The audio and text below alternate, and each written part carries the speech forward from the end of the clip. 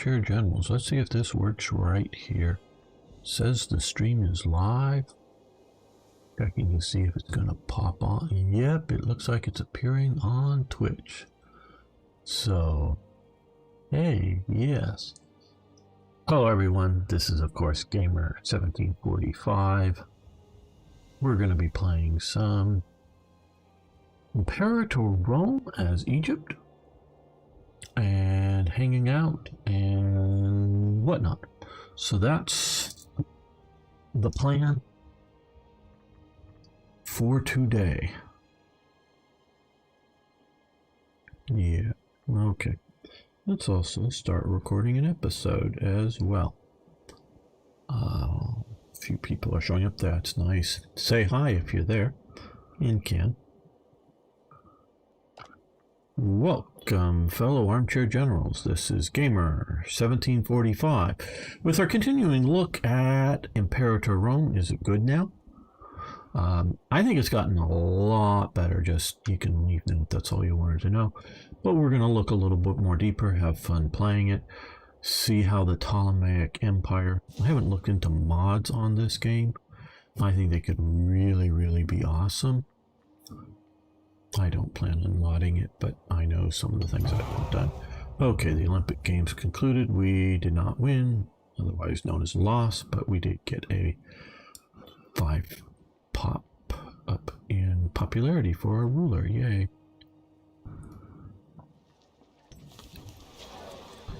Yes, Ptolemaeus the Second. Okay, so we now have oratory advances, which census data, national seal encoding have been added here. Don't know that we want to spend money on any of these. About ready to get civic advances. National tribesman output. Wouldn't it be bad, but I don't know how many tribesmen we have. So I'm probably not going to jump on that right away. Seeing as how we have a limited amount of money and these aren't cheap. Not that they should be, just that they aren't. We are building up our economic infrastructure, as it were.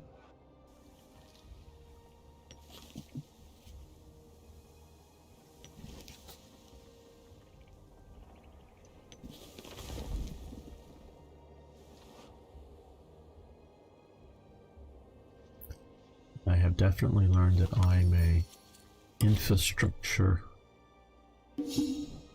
focused player. Okay, we have no development there, so look, we can focus and we will, and we could do more buildings right here. Some of these other very large cities, buildings would definitely help. I'm not going to claim otherwise, but I don't want to either rely upon a single source or single area for economic benefit, even if it is the, shall we say, optimum way to build up. And right now what I'm definitely trying to do is build up income, even if it is the best way, because I don't want to focus it in one location. I want to keep it somewhat diffused out to other areas. And even though these looks like very small increases, and they are minor,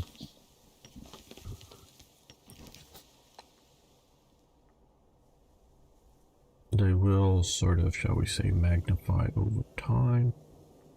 Taxes, well, no, I think we're going to do the marketplace before taxes, at least in most places.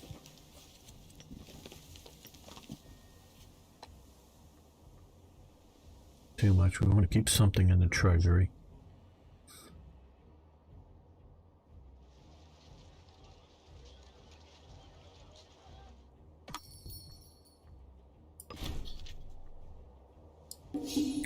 Yeah, mostly we're going to say yes to most of those.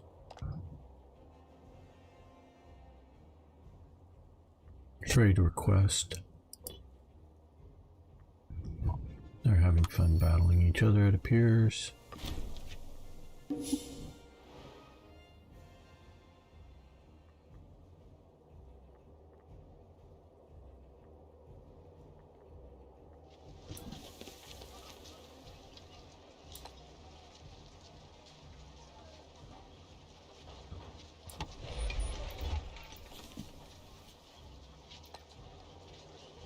We do have like a marketplace,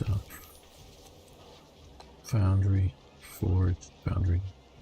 Let's add a few.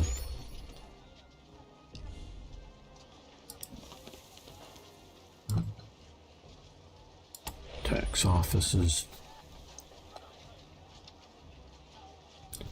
To get that income coming in from the markets.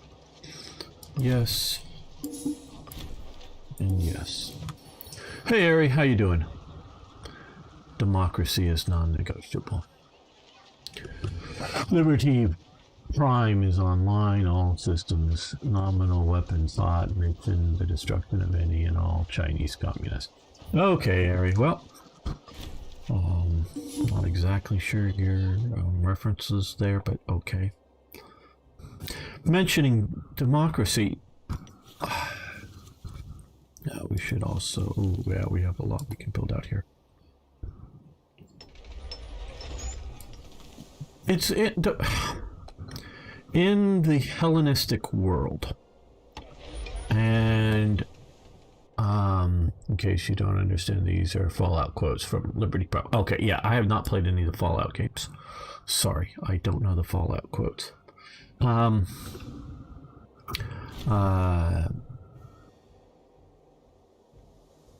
you know, stability increased, good. I always wonder how much. Oh, Macedonia? Wow, look at Macedonia. Oh, we knew that before, that's right. I've been playing my other campaign of this. I don't know how to treat the audience. How much do I presume you know? Do you know, Greeks don't call themselves Greeks? It would be like Hellenes or, Hellas as the country. Actually made an event for Third Reich events before the stream here. Made a new event, all new. Completely new. Mostly what I'm currently doing is porting over, hi Django, porting over the stuff I did for, we could afford to lose. No, we could afford to lose. His loyalty, his loyalty most. Porting over the work I did for Hearts of Iron 4 back to Hearts of Iron 3, but I made a completely new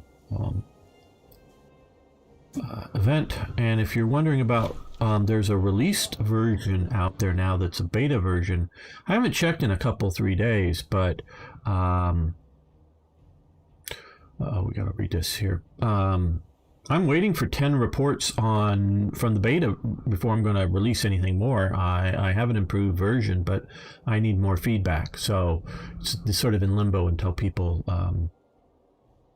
play the damn thing, and because there's a bunch of people been doing that, report how far they got into the game.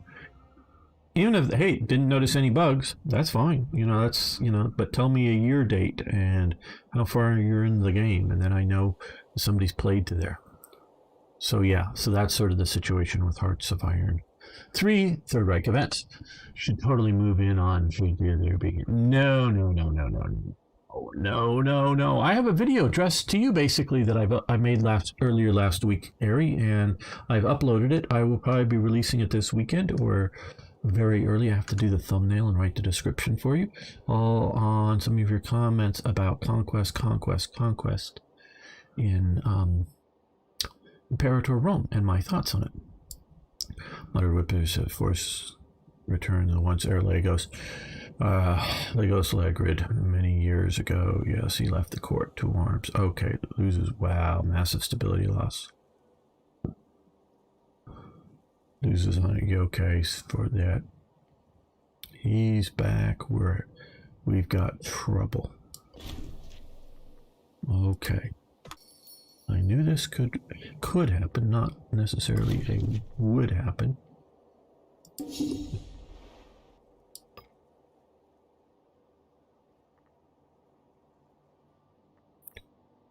Oh, okay.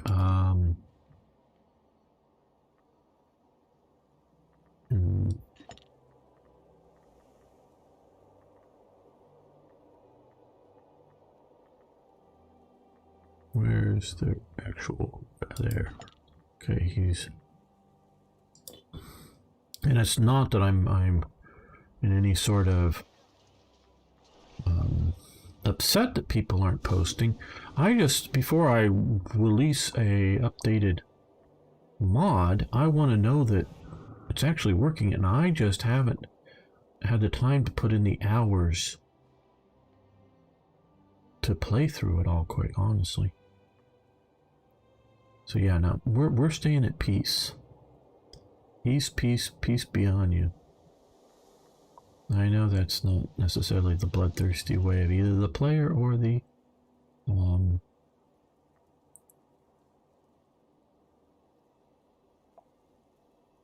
viewers, because they want battles, actions.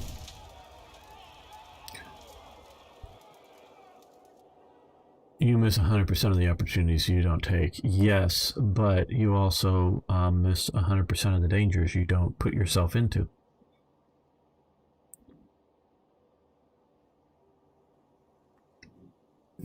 So no, we're going to build up a super strong Egypt and conquer and conquer and conquer and conquer.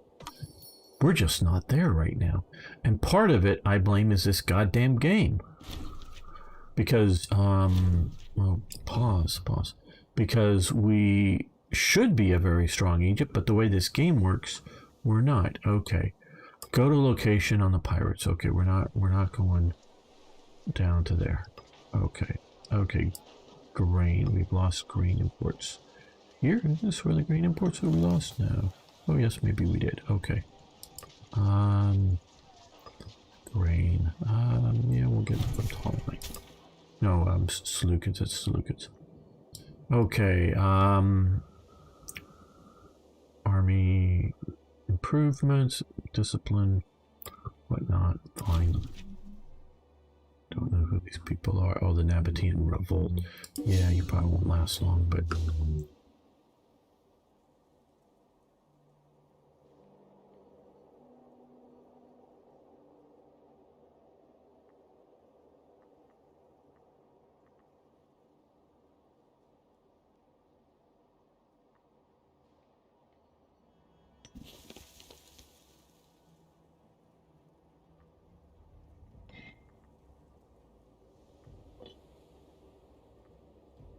okay, well, maybe now we can devolve responsibility. Well, we could do the tribesman thing. Hey, thanks for hosting, Arno. Thank you so much.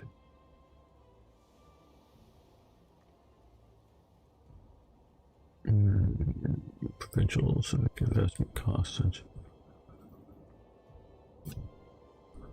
Boeotian helmet looks very good. Yes, the Boeotian helmet. That is definitely a good element here. Discipline, I know, is an important element in battles. I'm also marginally tolerant of their battle system. I know Johann is so proud of it all, but God, I think it's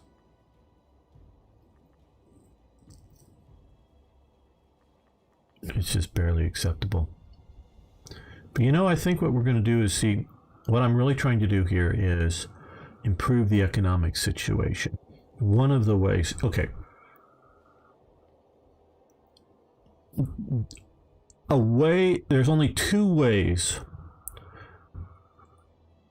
for business to increase profits. And a friend laid this out to me long ago now, but is either increase the income into the business or decrease the cost. So that's the only two ways. So if you're making the same amount as last month or week, but you've cut the costs in half, you increase the profits. If you're not costing any more to run the business, but you've increased the income, you've increased the profits. Well, we're going to try to increase the income, or the profitable income, over the losses here by lowering Navy maintenance costs by 10% for the galley slaves. Hey, Arno. No, I haven't.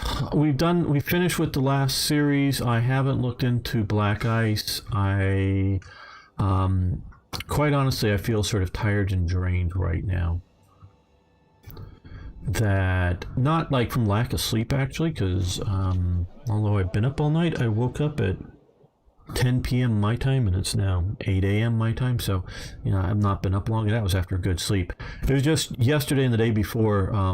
I feel a lot more pressure, and it's pressure that I put on myself when I'm streaming for Slitherine, and especially getting one of the few prime spots on their sort of marathon to debut a DLC from one of their leading current games, Panzer Corps 2, debuting all of that and having, I don't know that they sat there and watched it, but they were, the head of the company was part of the streaming process and all that. So the company, I know, was watching all of that. So just more pressure on me, and I just feel sort of drained from all of it. And again, don't want to make it out that they put any pressure on me, like, oh, you've got to do a good job, or nope, nothing like that. They were all cool about everything. No, but just that I put on myself. So this is more of a hangout day, and I have not taken the time to dig into friendship. Yeah, we'll take a friend from one of our miners. So yeah, so this is sort of the easy way out. Having fun with the game. Still making some content for later in the week. Post as individual episodes. Okay, first we'll accept that. Okay, several nights ago, Phil Lokeley's, I don't know, Phil Lokeley's Tim Molid was discovered helping himself to sizable. Okay, so we can gain popularity, have him flogged. We'll lose money. He'll lose 20 health. Or we can chide him publicly, which will lose popularity, but he gain loyalty from him. Well, right now, because we have what's his name back. Is it even? Yes, we have him back here, and he's a pretender, and he's raised an army that is loyal to him, though he sucks as a military leader. We could use the popularity just to keep everybody sweet, because right now we can't command this army. It can do whatever it wants, so he gets to get flogged for his crime.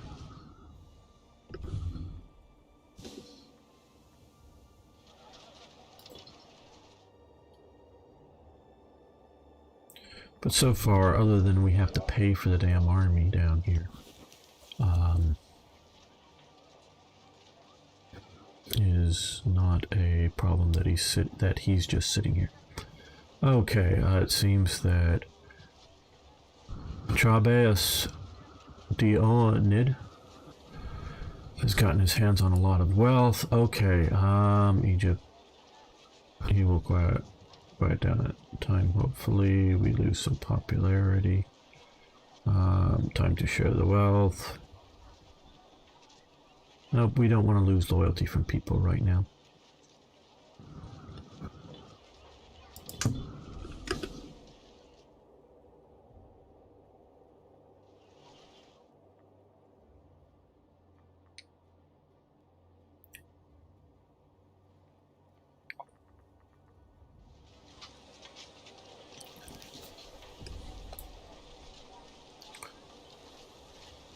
Let's throw in a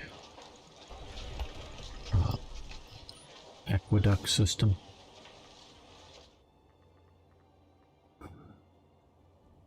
And This game could be so good. There's a lot of really good stuff with Field of Glory Empires. But some of it, for me at least, is a bit hard to, you know, not understand, but is a little mysterious on how it works. Trying to dig into it. And part of it is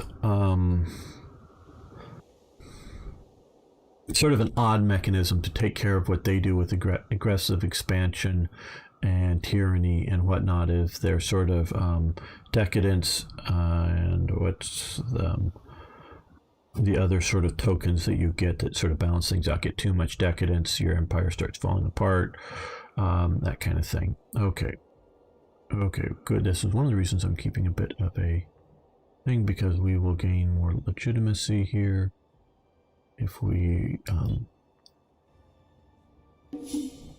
give money for the arts.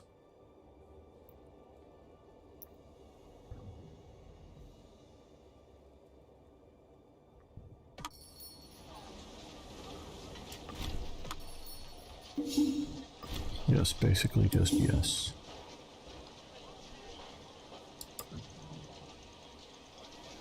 Right, omen power, wrong culture, happiness. I think we'll go national freeman output by 3.8%.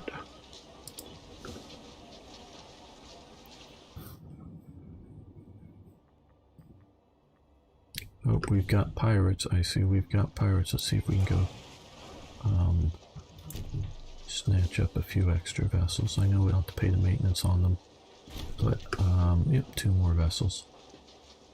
We want to take some roll damage? Not really. Oh, a little bit. Okay. That'll heal up soon.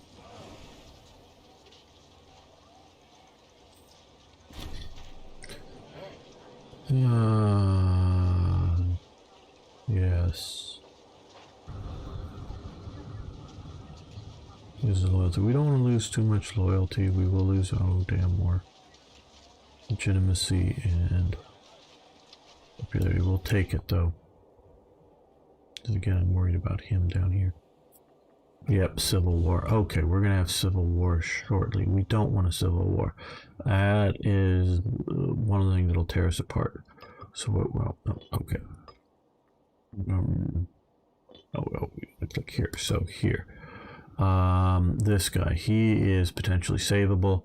We will add 1 point of corruption, and we will bribe him. That gets us out of a civil war.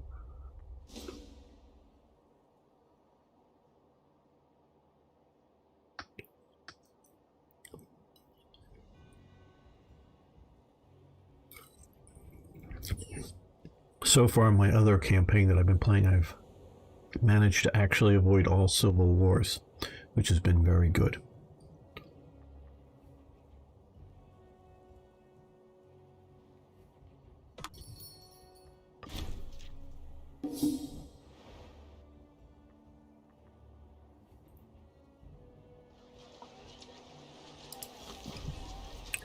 All right, well, yeah, let's do an aqueduct.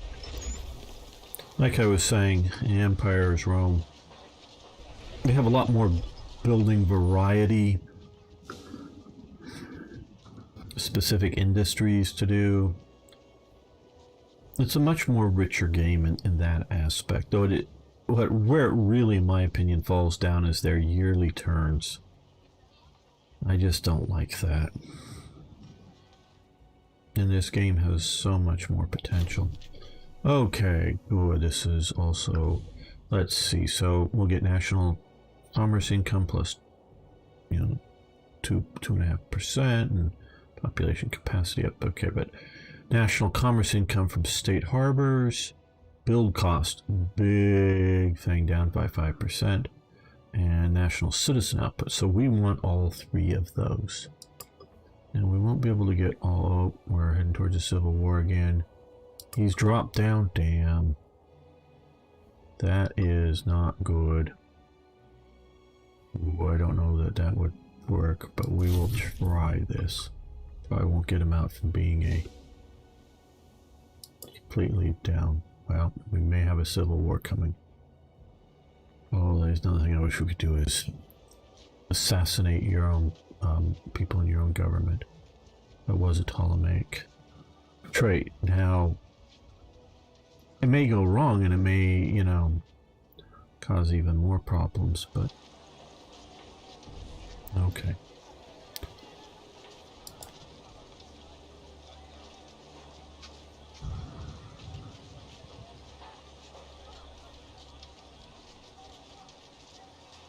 Right, okay, I think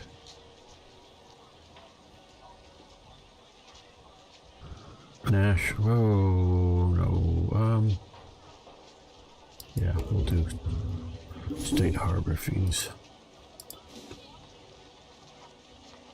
Okay, well, oh, we lost incense coming into here, okay.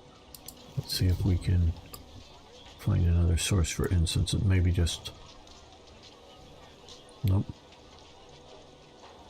No incense for us currently.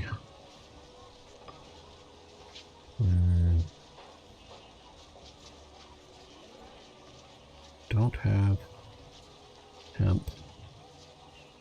That would increase local slave output. So let's get some hemp coming in. No, I don't think they smoked it then. Okay. Let's see, and will refers. Okay, I was recently convinced that will refers few further involved. Till June. Oh boy. 35 months. I don't know. I don't do math that well. I don't know that we can bribe him again in time. Oh, heck of a commander. I know it will cost us a little bit, but who do we have here that's exceedingly loyal and good? Let's go with, he's fairly loyal, decent. Philadelphus was the actual successor to Ptolemy Soter.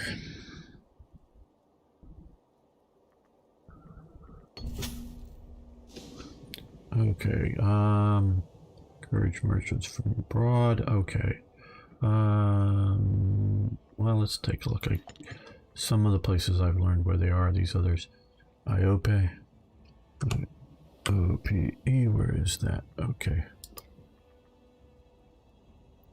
down here. Okay, that's what I want to know. Do we want? I think we're gonna go with the laboring class. Increase the laboring class. Here now, let's come over here. Let's see about him. Okay, we currently have a low chance of success.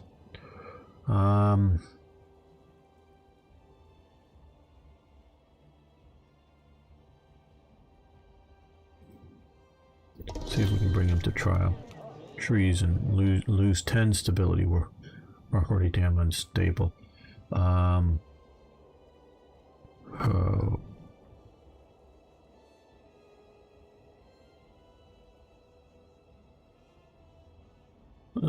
This will increase our chance of success by a moderate amount. You currently have a low.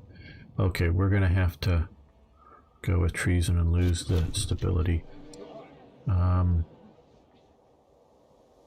let's see if we can increase his loyalty here. Yes. Uninspected matters progress in the trial. An uninspected figure enters the court flanked by burly soldiers. Demoid takes a seat beside Lagos and whispers in his ear. Lagos nods, rises to speak once again. It appears that he now has vouched for by and should be tread carefully. Okay. Cannot scare us. Chances will increase by a moderate amount. Perhaps he can be reasoned with. Okay, we could go into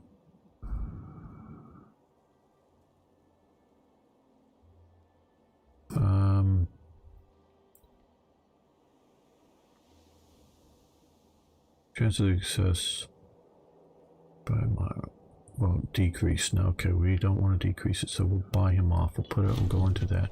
I just do not want. Oh. This is not good. Okay, we've completely lost all stability right now. But we've avoided currently a civil war from happening because we got that other guy who was there from being no longer disloyal.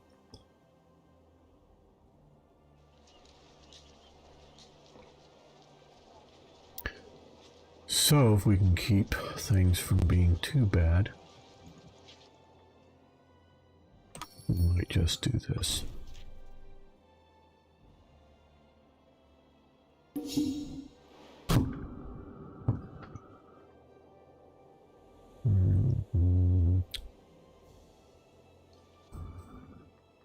Climb our way out of that. We're out of debt, which is good. Currently, oh, it would cost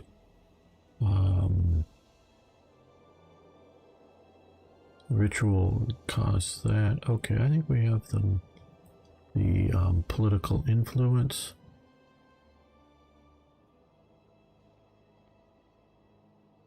To do this, so let's do that to push faster out to more stability. Sacrifice to the gods.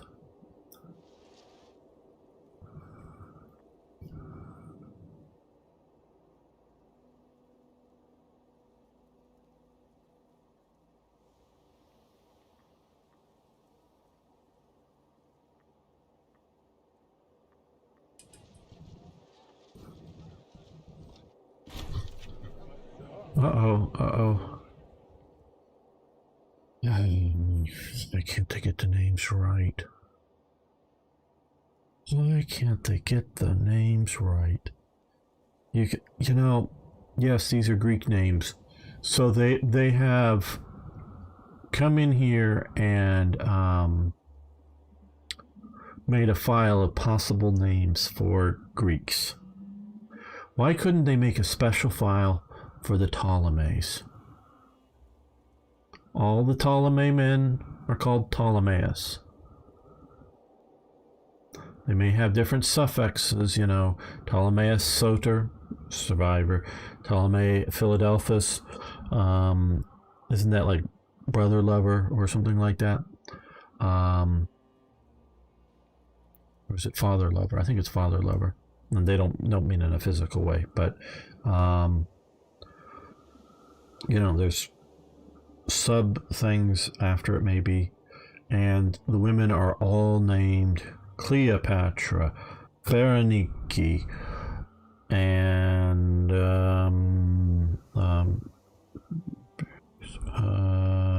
what's the third one? Probably no one knows in chat. The third I shouldn't have started with Cleopatra. That should be the last one. Bernice, Cleopatra, and damn, I forget right now. Okay, well, she has inflammation, so we want to come here. We want to seek treatment, but we don't have the 200 gold. Oh, what is? Okay, I've got to Google this. I know as soon as I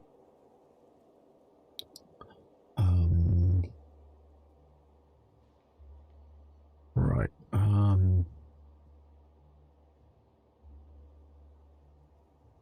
look up here the family name and see it, it'll immediately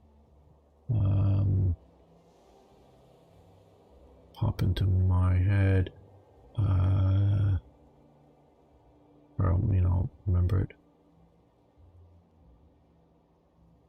Yes, I'm looking right here. Oh, Arsinoe, of course, Arsinoe, which is the second most favorite, or second most well-known in the modern world. All the women were named those 3 names. So they got more variety than the guys did.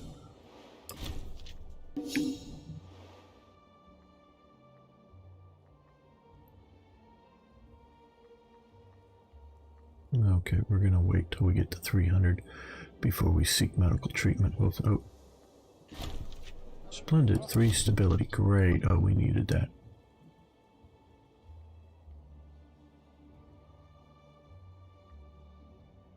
You would prefer to be over 50% stable. And it's designed, if you get more than 50%, it's harder to go up than it is to come down. If you're below 50%, unless there's something specifically causing you to be pushed down, you rise faster. But that trial was a good thing. It got us out from being a civil war.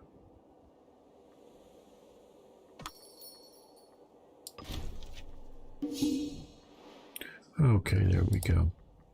That's what we needed, money.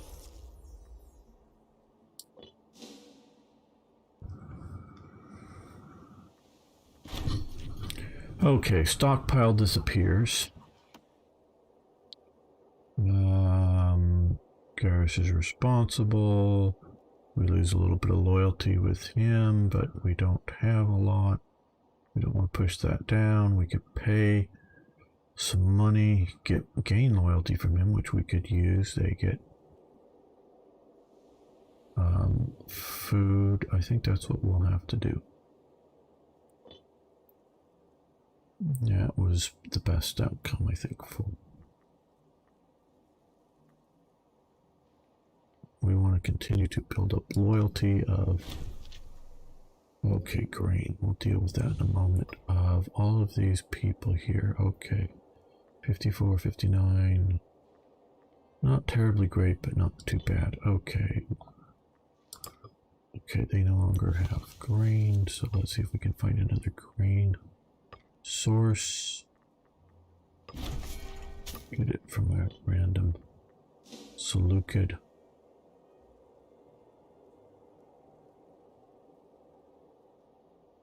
Province, territory, or whatever you want to call these.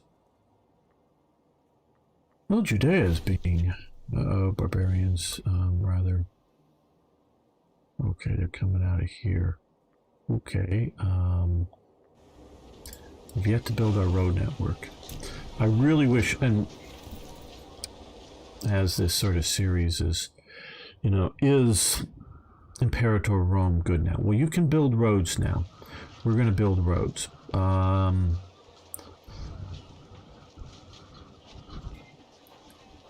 Okay. Civic advance is greater than 4, right? But its army movement rate for road building and whatnot. It really should also be like commercial development for that province in some way, some fashion or another, whether it's specifically related to trade or just production levels. They are, so we're going to bring you up here. I think that's faster than trying to march across the desert. Yes, we know about the barbarians. Thank you for the info.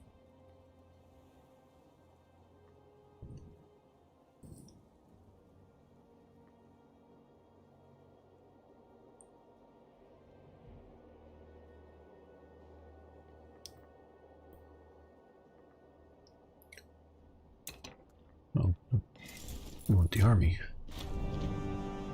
Okay. Again, somebody with the culture Egyptian should not be allowed to go to the Olympics. Or the culture Hebrew should not be. Okay, he has the better stats, more likely to win.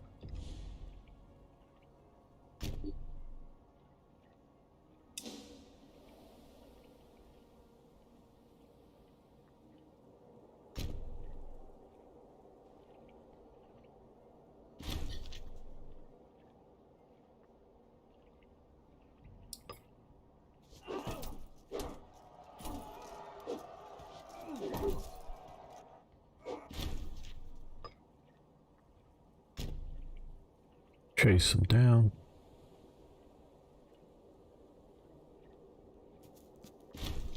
We're victorious and barbarian's gone.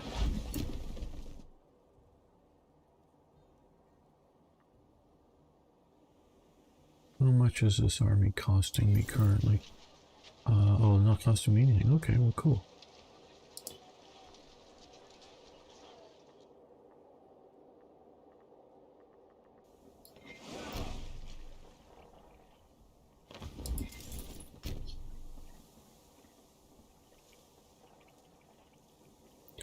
Those watching, probably you all are currently, but if you aren't, you can subscribe if you're watching on YouTube, or follow if you're watching on Twitch.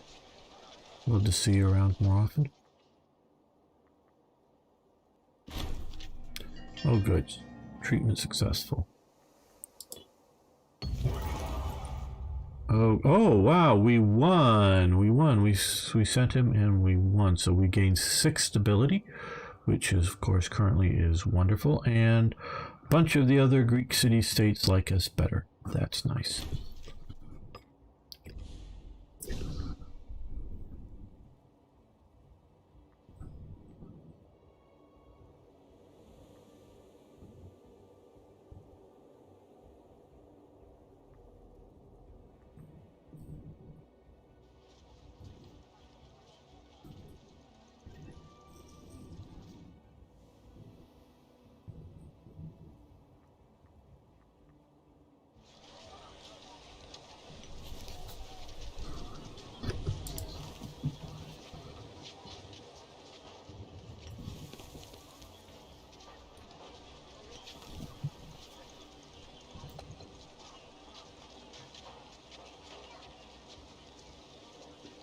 Yeah, we'll give them another market.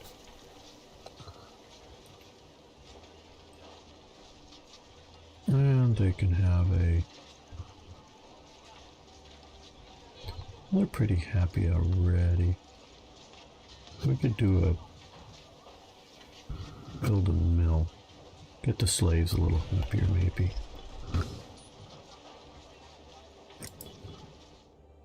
Make their work a little less difficult.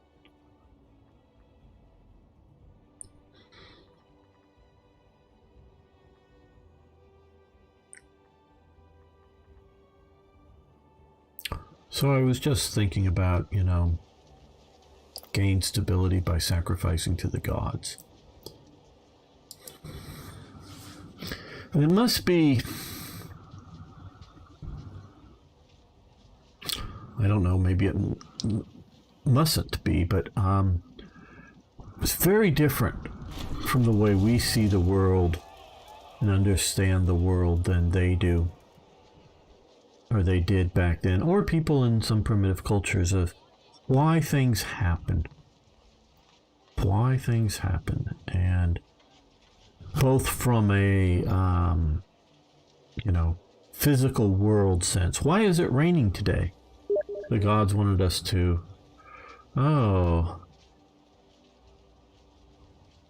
Somebody want to tell Eric that I'm live streaming now? Ask me on... am I busy on Steam chat? Yeah, I'm busy now, Eric. Live streaming.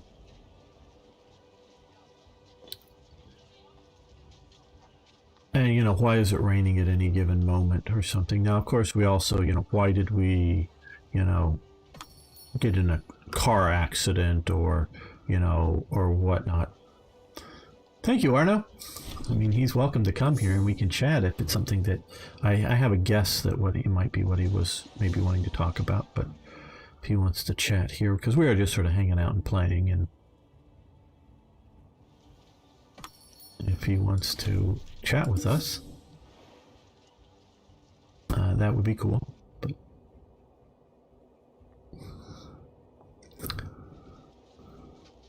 hey, Toy Jet.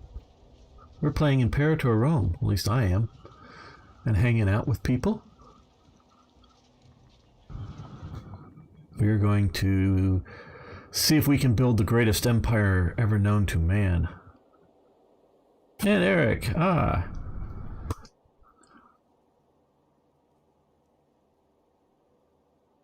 you have arrived. Okay, good. I was wondering what you have for set up a Patreon. Well, very good.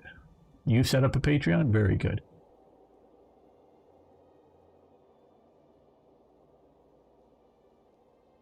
Or you want me to set up a Patreon, maybe. Yeah, that's an idea. I should.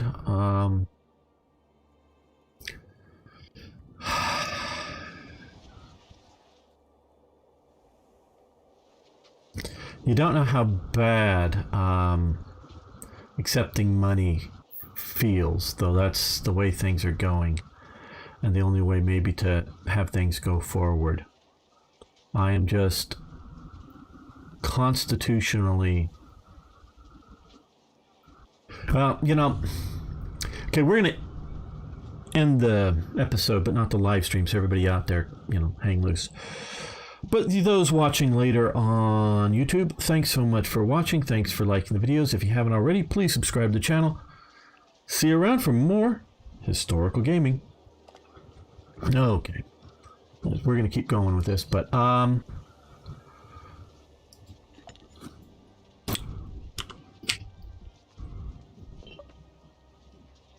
I do want to set up a Patreon and a Subscribe Star just because I'm sort of politically, not that I won't deal with Patreon, but I feel I need to have other sources.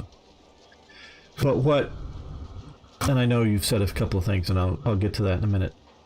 But what I really want to do and what I would feel good about is providing something a little extra, a little more for Patreon backers and Subscribe Star backers and anybody else. And then I would feel much more comfortable about doing it then. So that's there. This is not a request. You must do it, yes. He wants, yeah, I sort of want to, but I want to do it in a way in which I'm giving those people something a little bit better. Well, thank you, ToyJet. I really appreciate people wanting to show support. And, you know, things that really help me, literally help me a lot, is maybe a little different, but is to take a little bit of your time. And when you watch a video, like a video. Just, or even if you don't watch much of it, like a video when it comes out. Or make a comment like, hey, gamer. And I'll go hi back or something like that. That engagement, and if you hang out on a social media platform at all, you know, whatever it may be, you know, share videos and things like that. That helps incredibly. I don't feel bad about asking for that kind of help. We're a little bit bitter. That's why we watch instead. Well, thank you. Yeah, and so, you know, I really appreciate that, and so I want to set up stuff where for a little you get a little bit of extra stuff. One of the game, and I never got a hold of a copy of it, and it just fallen through the cracks.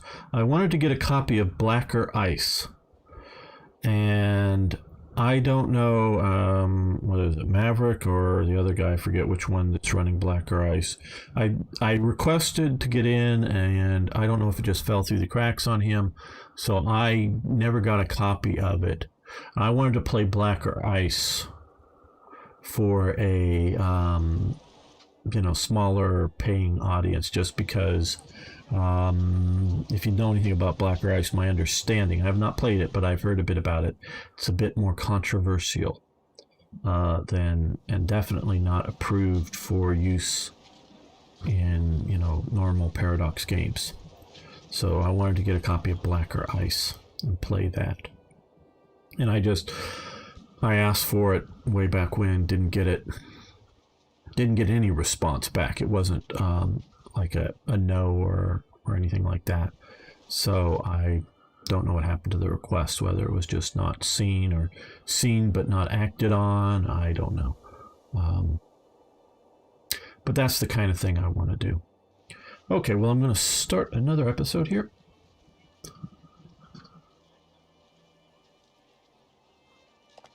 Welcome back, fellow Armchair General. This is Gamer 1745 here with my continuing playthrough and look at Imperator Rome. Is this good now? Well, we've been sort of talking about that, and we're going to continue as we play. It's definitely greatly improved over the release version of this. Okay, well now we're going to do the Architecturia to reduce the cost of building buildings. So we can more affordably grow our infrastructure, our back end, as it were, as opposed to growing territories. Warrior's honor. Okay. He currently has 0, but we lose 5% stability, which we don't really want to do at this point. Okay. I think all of his stuff are already loyal as they're going to be, so I guess we'll let him do that. He is the sort of rebel brother in general down here with a loyal rebel army that I can't command. Fortunately, he is paying for it himself.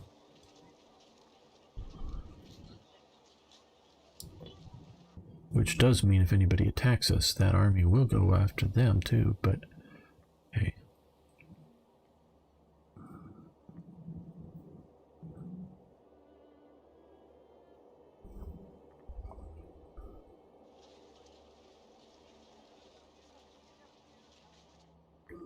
So those of you, well, you don't have to play it, maybe you played other games. What of the classical world, this sort of classical world, what are your favorite nations to play? I would be interested in knowing that, whether live on stream now or watching later on YouTube. Please post that below. I would like to know. I'm really fascinated, as you can tell, by Egypt. Well, by Ptolemaic Egypt. Not just by Egypt, but it's Ptolemaic. It's sort of the pyramids, the Sphinx, all of, the Valley of the Kings where they buried the dead, pharaohs, and all of that stuff intermixed with the, Greek incoming colonists, and that sort of interplay between the two that fascinate me. It's not just one, because not that it's bad and boring or wrong, but just being normal Greeks, if you will, or normal Romans or something, that just is, and they're still having trouble. Well, maybe they're taking down the Etruscans now. Etruscans are another interesting lost people that we know very, very little about. Definitely there's a lot of, and they can trace some of the Roman cultural elements to Etruscan. But what is, since nobody has replied to in chat, so you're not paying attention or don't really play this and don't have an opinion as to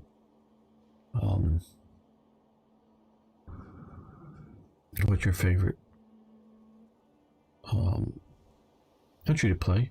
What was bountiful harvest? Yeah, we'll do stability. We're still trying to regain our stability back, more money. Well, okay, you don't have Imperator Rome. I don't know if you've played any other classical era, games. Or just what country you're most, interested in at the time. What is the biggest cultural difference that, at least I think, is generally known between the Romans and the Etruscans? I don't know if for sure you would put the Etruscans into a Latin culture. I mean, there's definitely some of these other tribal groups are definitely, I don't know that I can name them, of the Latin culture, but we do see down here some, Hellenistic city-states that are also, Syracuse down here. which is this, I guess. Not that would be, or is this? Oh, this is Syracuse. Okay, Syracuse. Yeah, that's it down there.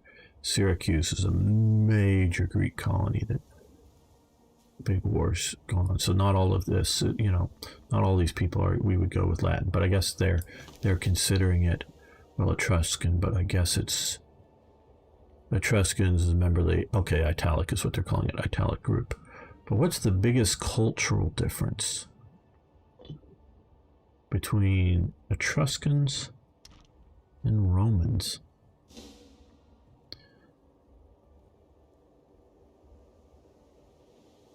I mean, any form of Poland or precursor is always a favorite. Okay, well, I don't know if you can have. My understanding, Poles are Slavic peoples, but I don't know that you'd have anything as identifiable as even a precursor kind of cultural outlook here. I mean, maybe there's something. They've done enough research to find some, peoples in your parts of the world and identify them here. This is definitely like Iceni's, Brigantana, how do you pronounce this? Coronovia. These are definitely known in these regions by the time Rome gets here. I don't know if these tribes were here in this area at this time, but yeah. The tribes that eventually came together as the Poles did so later, yeah. Where we definitely see Germanic tribes, definitely see Celtic peoples, Gauls, Britons. Galatians are down here, but they don't seem to be, well, maybe they came in a little later. They did come down here where some of these other, we can look at the cultural map here. I guess these are their sort of idea of Celtic peoples, though they put Britain as a bit different group. It would be cool to see you make a great Germany in this game. Yeah.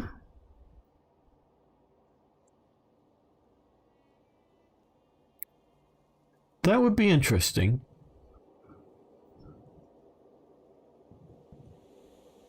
They're definitely, a barbaric tribe. Barbaric in just about every sense. Okay, go to location cloth. Okay, let's see if we can find a replacement source for cloth. Local tax, yes. Okay, we'll bring it in from...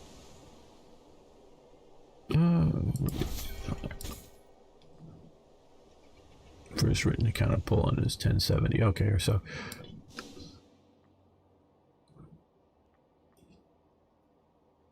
Yeah, because there's definitely a Slavic type precursor culture running around at this time, as far as I know. But I don't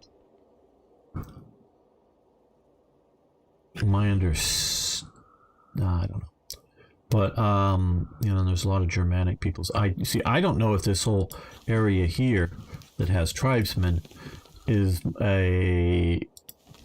just pure modern lack of knowledge, or somehow a knowledge that there was a lack of any sort of political organization, other than just sort of random groups here. So I don't know. Marcus Aurelius Antonius Augustus, hello, and how you doing? Still a superficial game. Historical accuracy is meh.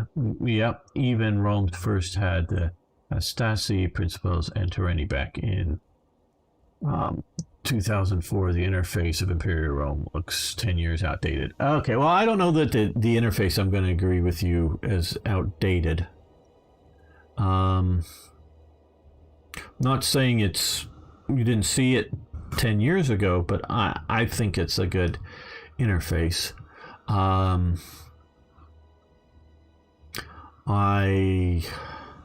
Because because I think you watch the channel enough to know I play in Field of Glory Empires, which I also really like. I would love to have a mashup between this and that game. That would be my dream. And yeah, part of the problem here with all of this is paradoxes, symbolized by this. We start out with this. We can go through. We have none of these. And of course, we're playing as Ptolemaic Egypt. And of course, they had the phalanx. Their whole army was based on the phalanx.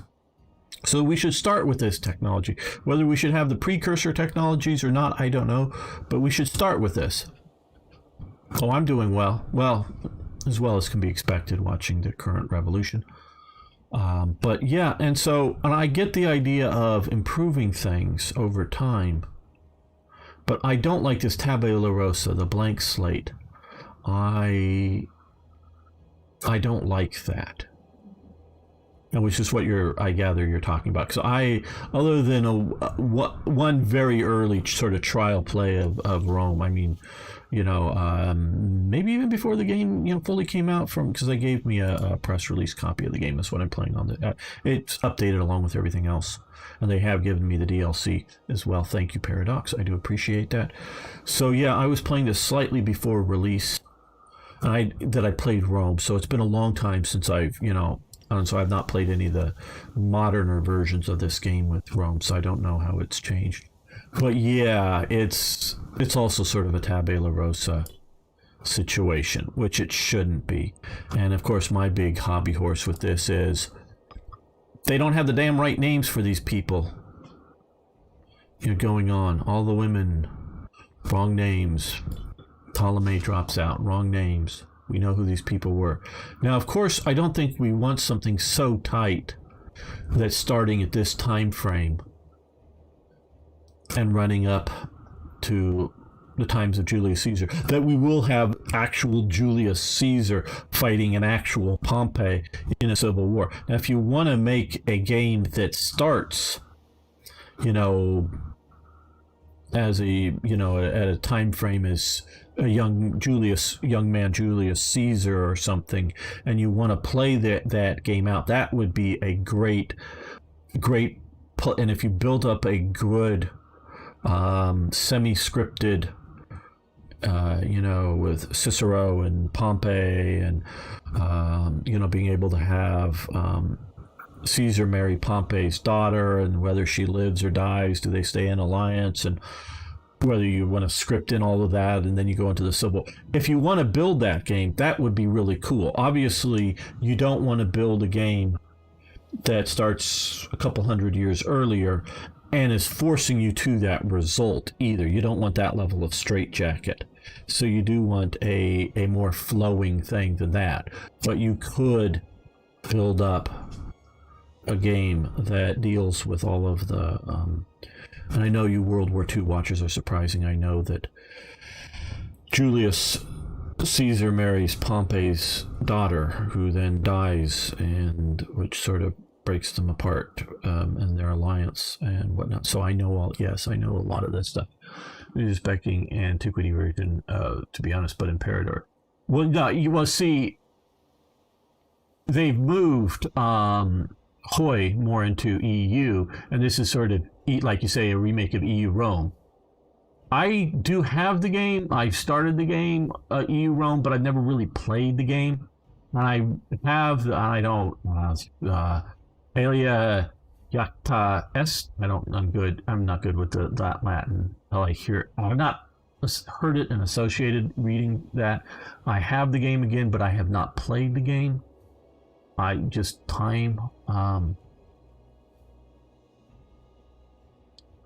so, yeah, and see, the game I dream of is a mix of sort of this, mixed with significant elements of Field of Glory Empires, which is really good. And if you haven't played that, you should at least catch some of my videos on it. And the way they integrate Field of Glory 2, the sort of battle game, into it to fight the battles if you want. I like that, and I would love to see that. But I would also like to see integrated in sort of Caesar 3, the sort of city and province building game where you're actually designing the cities. And yeah, a big empire, that could be a lot to do, but you could just leave most of the cities on, like if you're playing as Rome, you may just micromanage the city of Rome, but leave the other cities to sort of their local governor / AIs to run it if you want. And I would really love, that's the game I would love, with city management, with trade management, something like this, but also something like Empires as well, sort of a mix. Oh man, I could dream up a wondrous game. I think you would like it. We'll call you Marcus. But would be something of a sandbox because it would be so multi-generational and it would start. I like the sort of the start of the Hellenistic period. I like shortly after. I sort of like this start time period in that they're starting sort of at the stage that the Diadochi more or less firm up their political holdings after, Alexander's dead. Now, of course, they continue like is happening here, though Macedonia didn't take out a big chunk of Antigonid's empire in the center here, but it wasn't super firm, super solid, but and so but that sort of stage that you're set, and in that sort of world, I like that start time. But hey, start of the Roman civil, the I don't know if you want what's the Julian Civil War or whatever you want to call that civil war, and the lead ups to that would be a great start for a Rome game as well. Okay, I see where you're coming from. My dream was an antiquity version of Hoi 3 with all the research and production options. That would be awesome. Okay, well, you see, and here we go. Here's a difference, in my opinion, and it's sort of getting to what I'm talking about with the thing. The reason whether it's Hoi 3 or Hoi 4 sort of works as well as it does with its historical accuracy as it does is it's a 10-year game. It's starting in 36. It more or less will, it can stretch longer if you want, or it could theoretically be done earlier, but more or less ends in, 45. So it's roughly a 10-year game. So if you want to do a 10 to 20 year, stretch it out a little bit more to Octavian's and Mark Antony's ongoing civil war, Lepidus and all that stuff, and play a sort of, you can have different outcomes, who gets different sections and power balance trading, who gets what provinces at different times. You could really make a really good game based on that. Or you could make, again, a 20 to 30 year game dealing with the Diadochi and the fallout of Alexander's empire. That is where, but that needs to get the level of historical sort of accuracy that, I'm not saying you're wrong, I'm not disagreeing with you at all that it wouldn't make a great game, but you need to focus the sort of time frame of the game down. And you say with the production, yes, and that's like, again, I haven't played some of the games you have, but like production of weapons is just more or less generic. In Empires, Field of Glory Empires, you do have weapons production as well as manpower for soldiers, and you need to have both to be able to form, army units. Production, yes, that's good. But I don't know how much in that sort of tighter time period are you going to get much on the way of research to do that well. Now, if you're talking about, a multi-100-year game, absolutely. There's like military, government, various research type things that can be done. And so I see where you're coming from. I don't disagree with you that they would make great games, but like I say, time frame needs to be tightened. And then you could make a really good setup like that.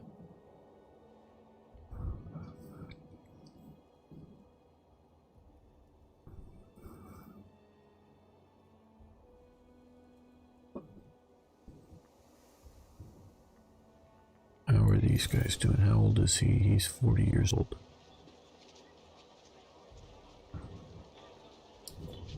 Yeah, no, I'd want to play one of those. I could play a Diadochi, and which wouldn't have some of the conquest bonuses, and particularly with the Diadochi era, you're looking at a limited pool of phalanx, proper trained soldiers. How many of the proper silver shields do you have in your service? And that's a limited resource. Yes, maybe a little bit of recruiting for those, because they did do some of that, but all of that. So what do you do with your captured soldiers? Your other captured phalanx, do you try to recruit them? Yeah, I figured, fair enough. Yeah, I got that.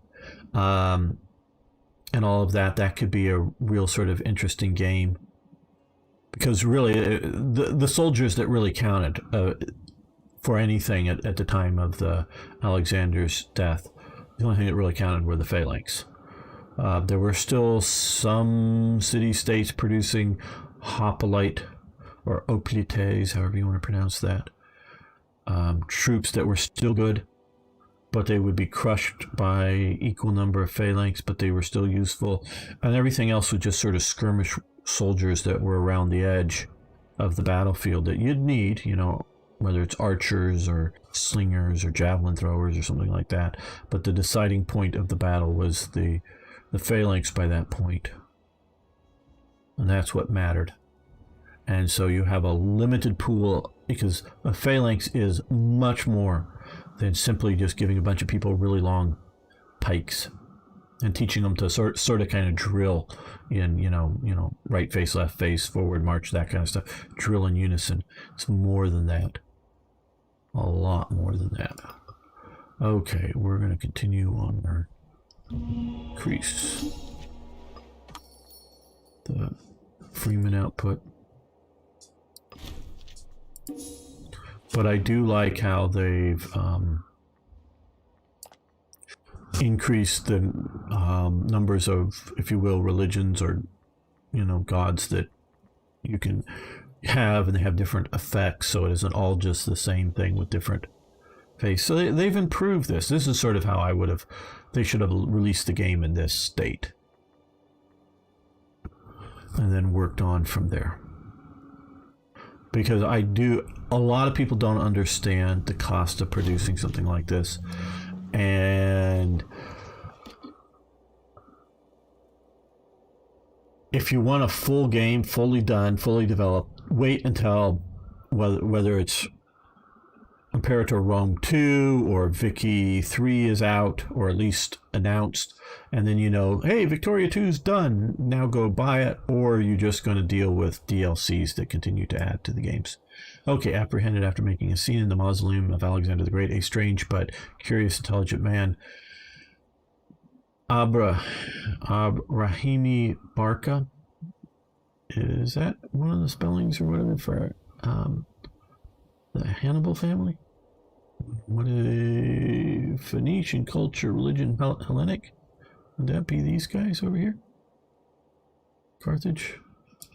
That, okay, they're calling Punic culture, which, yes, I know the Punics, but they came from, the Canaanite, they came from the Phoenicians. Phoenicians came over and settled over here, and they grew into the Punic or Carthaginians. Has been hauled in front of us for summary judgment.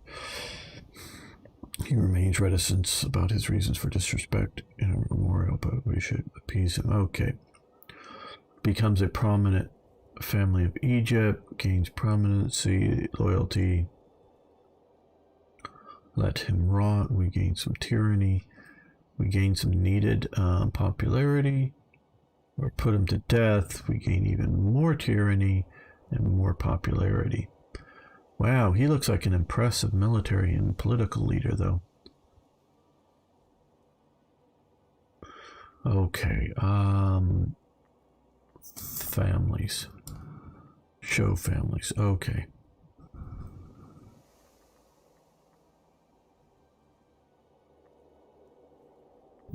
He's not terribly loyal.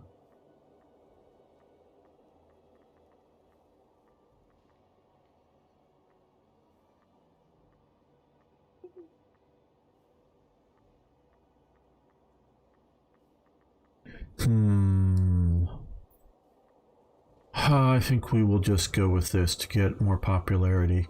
We will get some tyranny, but that'll decrease. It'll just be a little bit. And even though he does look like a good leader to have in our thing.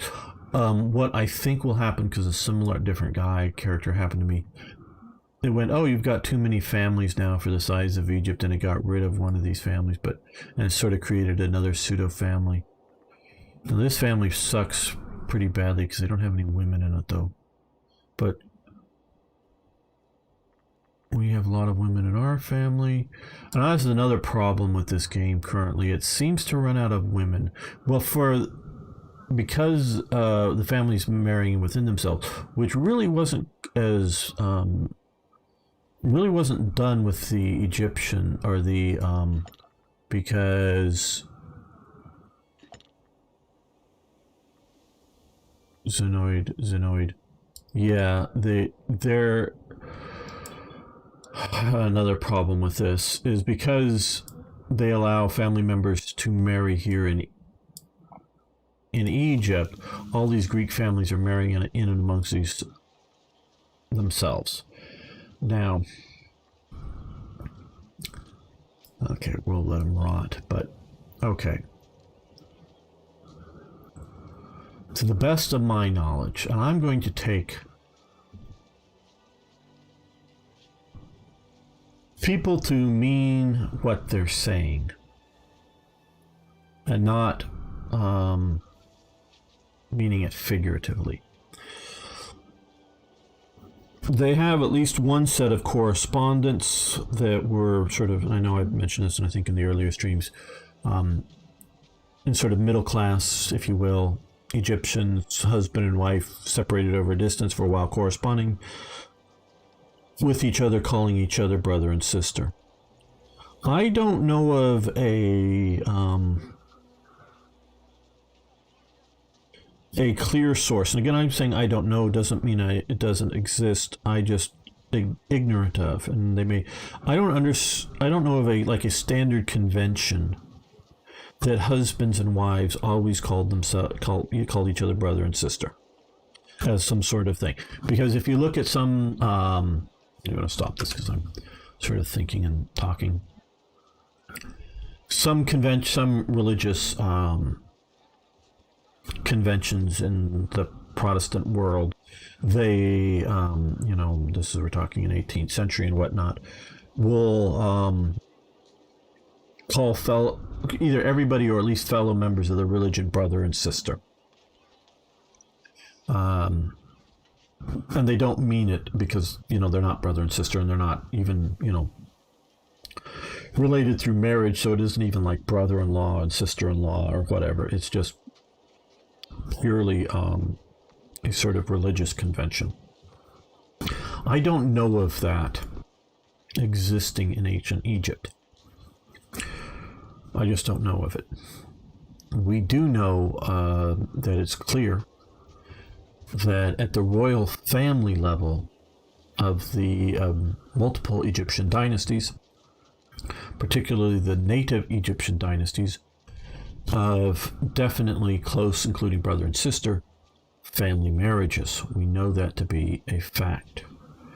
So with some of this other evidence, I'm going to take in the lack of contradictory evidence that I know of to say that when you find writings of husband and wife, and it's clearly from the thing that they are husband and wife, referring to each other as brother and sister, that they were brother and sister, and this was lower down on the social totem pole.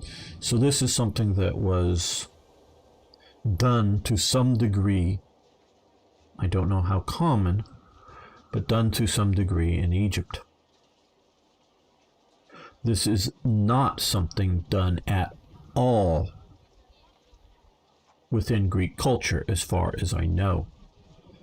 I'm not saying relatives didn't get married at some point, cousins, yes. I mean, how far do you expand out the term cousin as we currently use it in English? It could be people fairly damn distant to yourself.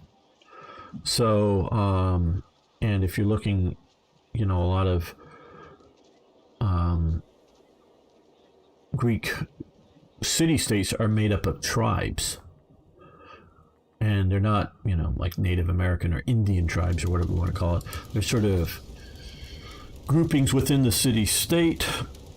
And I think because some of them are regional within, the sort of Athens area. Some of them, I believe, are maybe also be coincidentally or whatever, or causally. Economic based, meaning like fishermen or something like that, or farmers or whatever. And so that you very well may be getting people that are marrying each other that are distantly related, whether they have the same last or family name or whatever. So there is I'm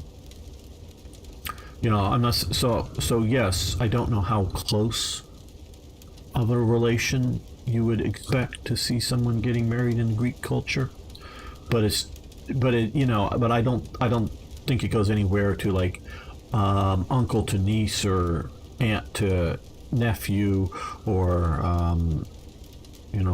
father to daughter or brother or sister or anything like that in Greek culture. And it was not, as far as I know, anything carried out by the Hellenics, the Greeks that immigrated to Alexander or any of the other colonies within Egypt. They did not do it. Why then did the Ptolemies, who have absolutely no relations to Greece, or no, to not to Greece, of course they were Greek, they were Macedonian Greeks, Northern Greeks, whatever you want to sort of categorize that. And Greeks weren't even sure that Macedonians were Greeks, in that it was Philip II shows up to one year to the Olympics to compete as a bit of a younger man, and the judges go, we're not quite sure you're Greek. Goodbye. This is how I know that sending non-Greeks to the Olympic Games is a, no. So, what is it, every 4 years they do the Olympics or whatever back then? I don't remember.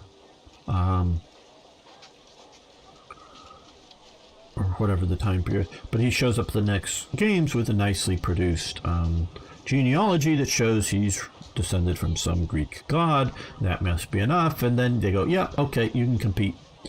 So, yep, you're and he spoke Greek, but I'm sure with a different than Athenian accent. So, yep, you're Greek enough. You can compete. So, yeah, that Ptolemy Soter was a Macedonian Greek, if you will. Why does he start the tradition of family marriage to him?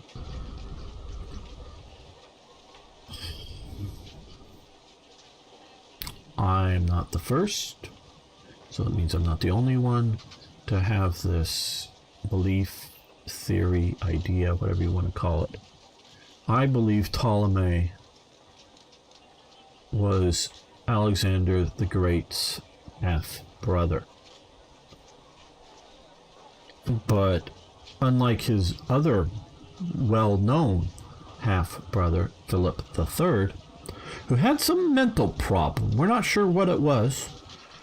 Nobody thought him capable of being any sort of ruler. Though, of course, the Diadochi pledged themselves to rule the empire in the name of Alexander the Great's son and his brother as sort of joint titular heads. basically thinking that, Alexander the Great's son, when he's born, you sort of have to wait till he's born, is going to be the next ruler of that, but doesn't quite make it. Somebody kills him. Eventually they kill his brother too, but this is because Philip II was known to sleep around with other women. I believe Philip sleeps around with Ptolemy's mother, and then before the baby's born gets her married off to somebody because she's of a relatively high status woman at that point. And Soter, Ptolemy Soter, is one of the childhood companions, grows up with Alexander the Great and is taught by... And what's it, Hey Gamer, have you considered getting in an intro for your... Yeah, I've considered, I just haven't edited one up. You need a bumper music that you can use. Need to do all of that. So I've considered it. I just haven't done it. I don't know if you're trying to volunteer for it. We need to talk about it. If you're thinking, don't just go make something. I know you can edit some things, but... and it's another little hassle adding those to videos. Not terribly much, but I just haven't done that yet. I'm sure I'm eventually going to do it, just haven't. So, Ptolemy does something that is very important and very telling, that apparently nobody else really thought of doing. I think Alexander the Great, I'm trying to remember, requests to be buried at Siwa. I think that's his request. But basically the Diadochi, which are sort of the successors / generals / companions of Alexander the Great, decide to send the body back to the sort of family burial plot in Macedonia. I don't know where it is. It's somewhere up in here, where they've dug it up and they found the tomb of his father, Philip II. They're very damn sure that's him. I mean, he has the sort of really delicate oak leaf gold crown in there, and the skull has an eye wound. You can tell from the skull. The skull has above and below the eye is cut on the eye that Philip II was missing an eye because of a sword wound or whatever, sort of knife wound or something from a battle. So between the wound and some of the royal regalia that would be expected from a Macedonian king, they're damn sure that is Philip II's tomb that they were able to excavate. So that's where they were going to move Alexander the Great's body. What is important about Alexander the Great's body is the person who the succession rule for Macedonian kings is the next king is the person who buries the previous king.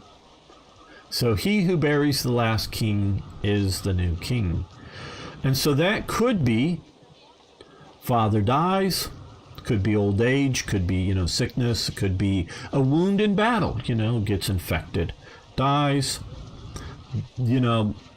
son takes father off, buries him in a ceremony publicly.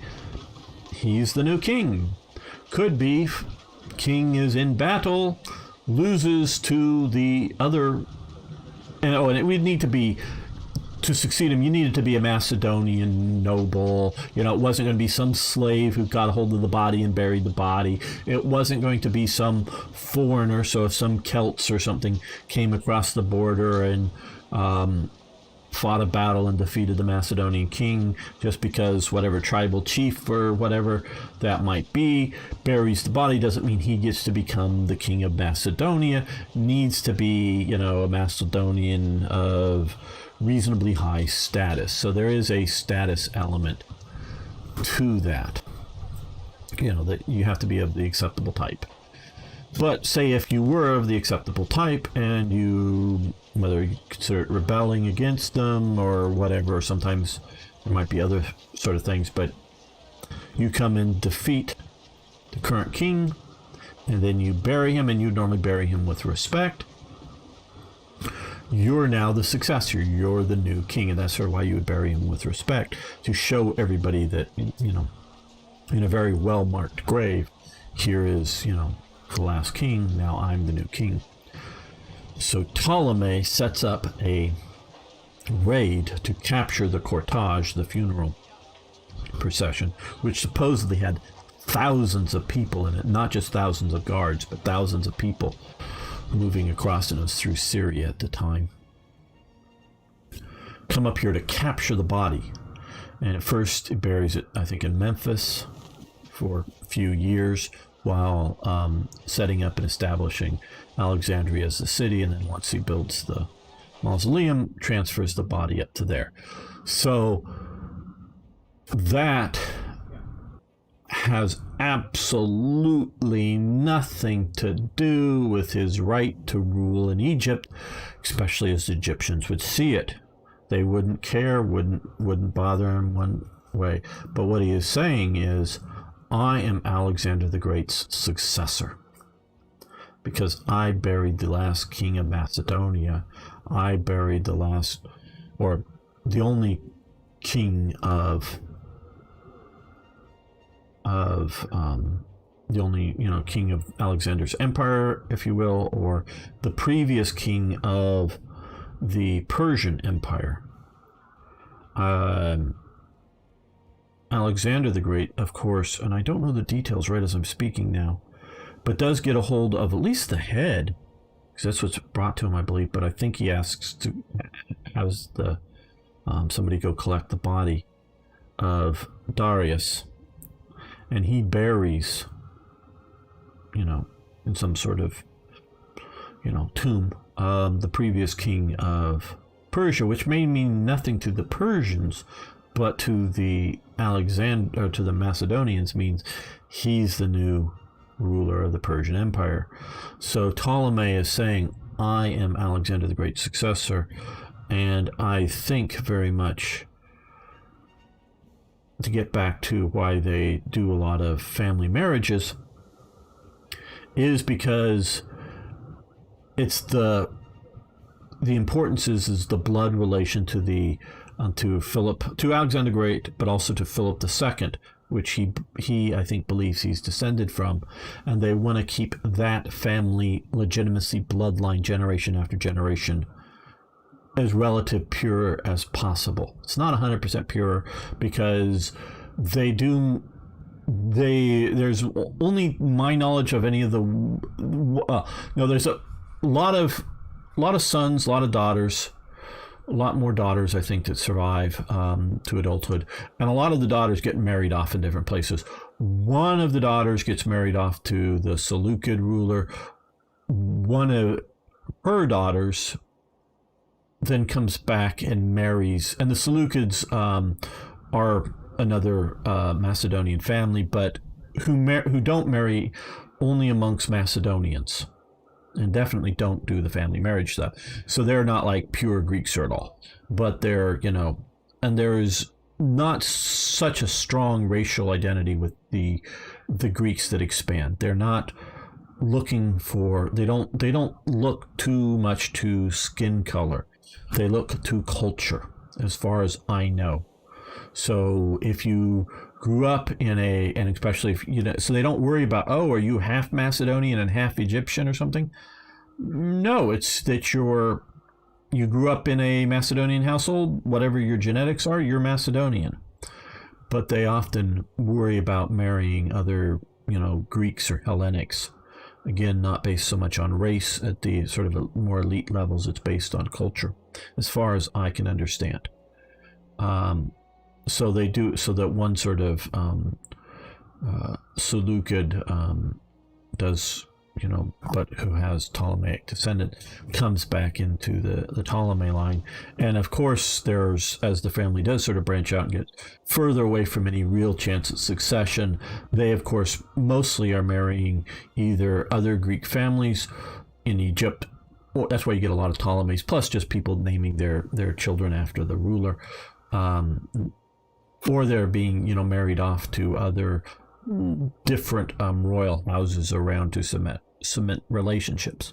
But the main line tries to, stay close to it. And so, yeah, you'll often get, a family member who's married another Greek family member, then, their children marry back into the family. So there is some other, genetic material coming in, other genes coming into the family line, but they keep it very Ptolemy, if you will, because I think for them, and they use the acceptance in Egypt for family marriage for the pharaoh.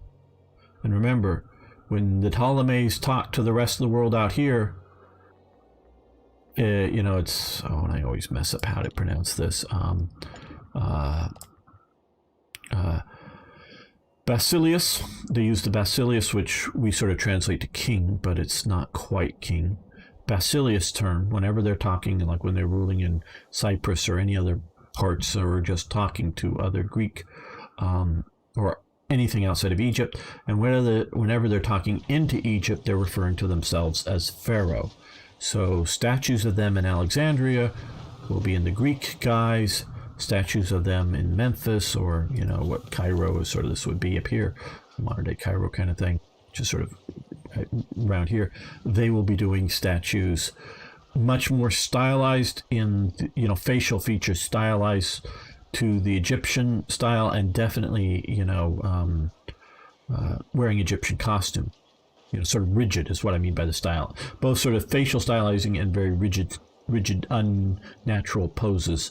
They do that, and they sort of do some of that in Alexandria too, as some of the temples that they build. So it's, if they're trying to look more to the Greek people, they do Greek naturalistic stuff. And coinage, I think, is the same, has the same split to it. So they use that. So that's why I think they do the family marriages, but none of these other families should be doing family marriages. Okay, loses. Okay. They're weeks and nervous, look smart.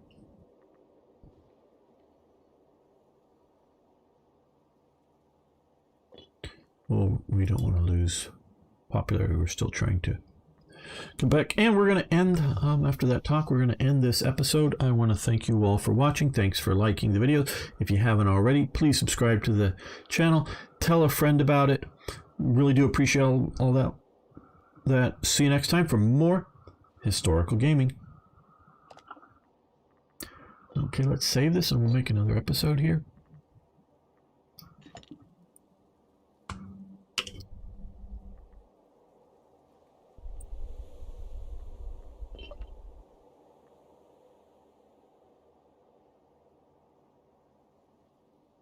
Oh, we're gonna continue if you want to stay around. To Kane. I'm just breaking it up to put later episodes on YouTube as well as the live stream here. So we're going to continue with that right now. Welcome back, fellow armchair generals. This is Gamer 1745 with my continuing playthrough of Imperator Rome, and we're looking at seeing how the game has developed since its release, as well as just having fun. Yeah, I like to do the live stream and have as much interaction as you like, and then but still put it up later in smaller bite size, or well, not too small bite size pieces for people to watch on YouTube later. That I see that people, and this is what various people have definitely Oh, we'll get to this in just a second. Looked at is the longer videos people will put off watching. Oh, I want to watch that, but it's 2 hours. I just don't have 2 hours. Oh, I've got 30 minutes to watch, so put it in more, smaller size bits. Okay. The traitorous snake who attempted to demean the name of Ptolemy II Caranos Langrid has been identified as another than Logos quickly confessed to his crimes. How should we deal this? Forget him, his reputation is ruined, but he is currently command of an army. Execution for his crimes, we gain that. Will be executed. That's what we want to have happen because he is our disloyal character, although there's a few others here. Or we can cover. No, we're gonna execute him. Okay, he's gone. We've gotten rid of our primary pretender to the throne. That worked out. Now we're back to the family. Okay, she is now 18 years of age. So what we want to do is see about getting her married. Let's see if we can get somebody. No, not old, younger. Okay, we can marry outside the family, but okay, this guy has really good stats. That's good. He's plain speaking. He's righteous, and he's abrasive. That might not be good for getting. And he's 20 years old.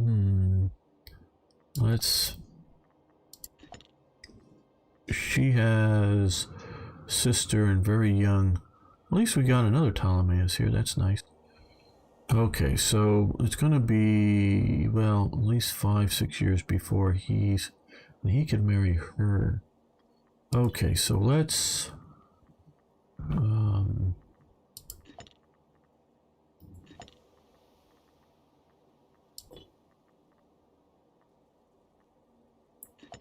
let's find families. We're looking at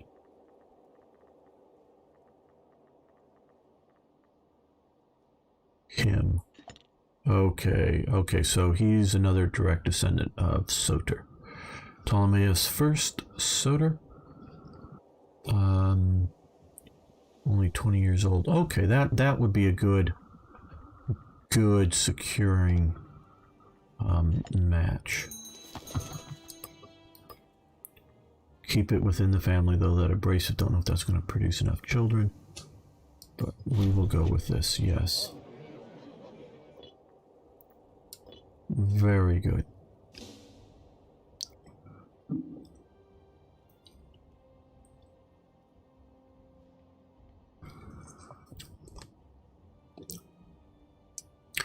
There's so much we don't know about the ancient world.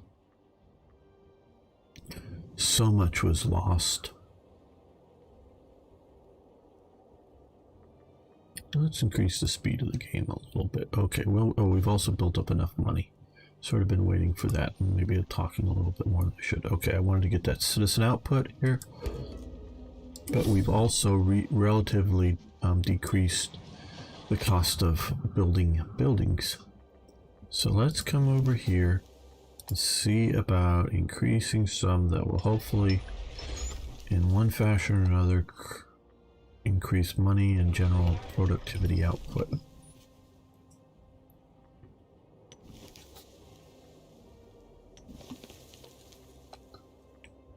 Market that won't increase it much, but at least get that developing. And this one, money is good. Money maker, we'll do that to try to increase the population.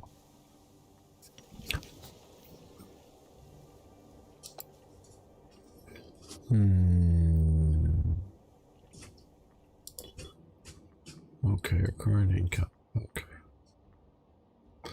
Yeah, we'll do a little more.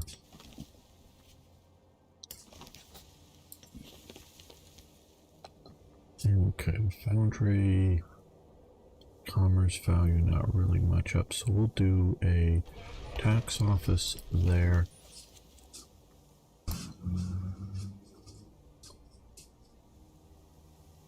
I don't know, I think maybe we'll just try to increase the population. Oh, they haven't had any.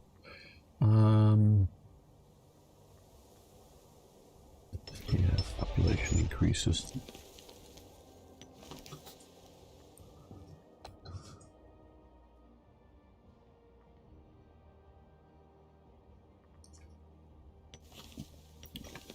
just don't know.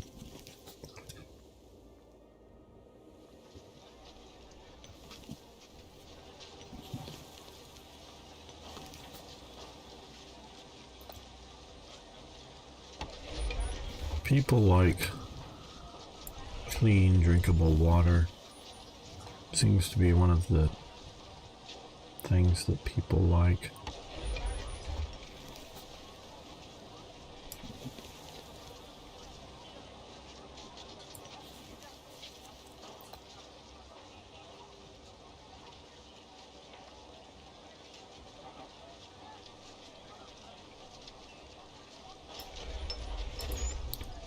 Okay, and yeah, we have the...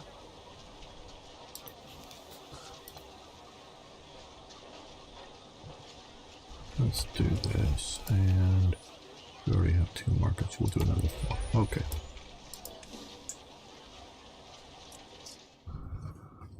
I am planning at some point here, once we build up a bit more, we're gonna do some of these missions, but they require money.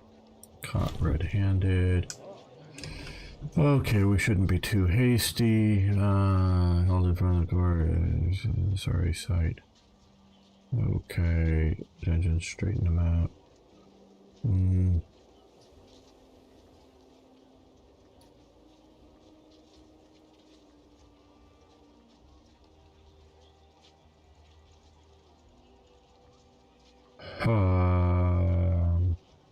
See, neither one of this really helps.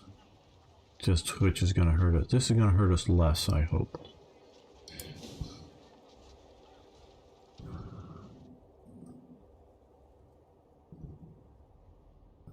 Hope to hurt us less.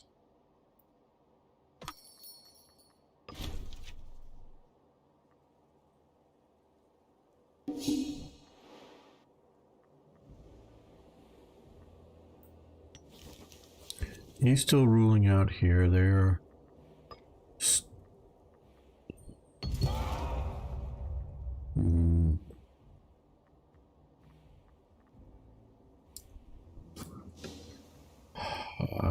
we could declare war and take that. That's probably what we should do now, especially now that we have that second army.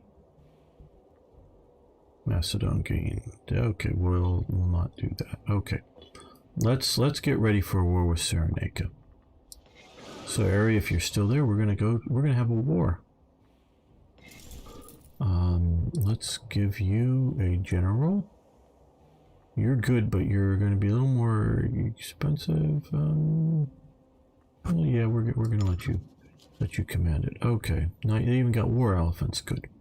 Okay, you come up to here, and you, since it looks like we have enough money, you start drilling.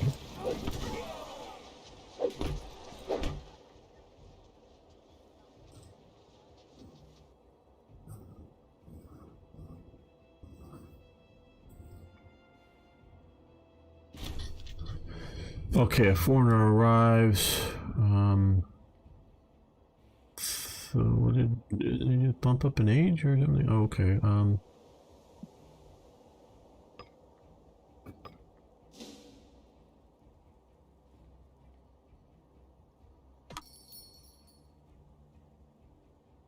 So I just dropped a few fast words on a few nukes in this.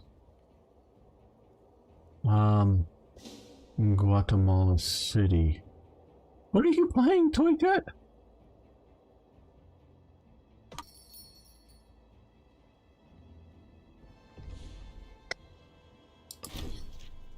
Hoi 4, oh, okay. They're playing Hoi 4. Paradox has a new game that's coming out. That's what called ICBM, and basically you you know, end up nuking everybody. You know. And you try to win the nuclear war with ICBMs, bombers, and whatnot. Oh, pirates. We're not going to send boats down there. You get to pirate us for a little while.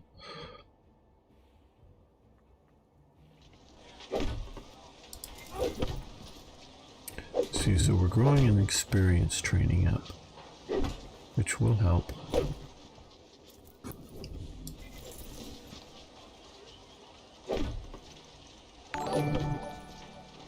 Hey, thanks for following. We really do appreciate it. At least I do. Okay, so...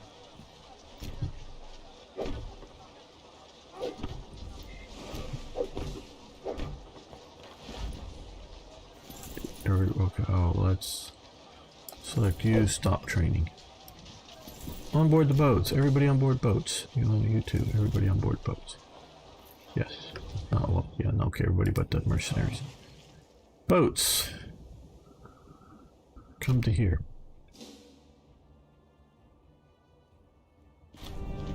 The Olympic Games. Okay, I think he was the winner last time. We'll send you again.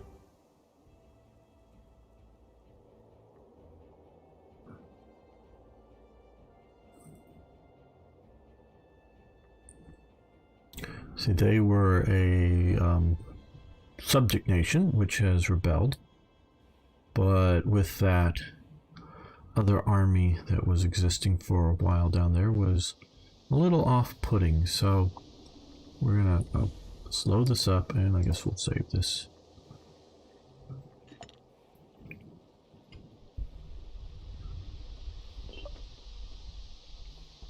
We're going to be here, and we're going to come over here.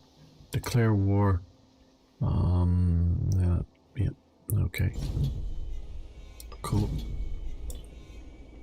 And the army with elephants will go there, and the army without elephants will go there. Speech of the successor. Okay, we get troops. We get money, which we could use money. Political influence. We have a fair amount of political influence. Or stability. Well...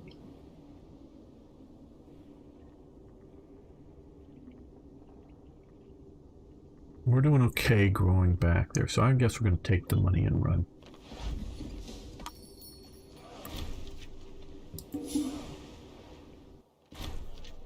Melancholia. Okay, gains depression. Can we cure that? Now that we have money. Yeah, no. Melancholia is not considered curable.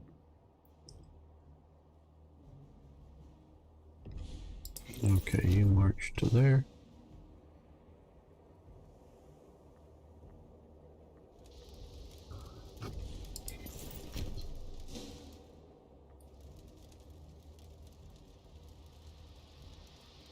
These battles are sort of important to get slaves to Alexandria, which will be useful.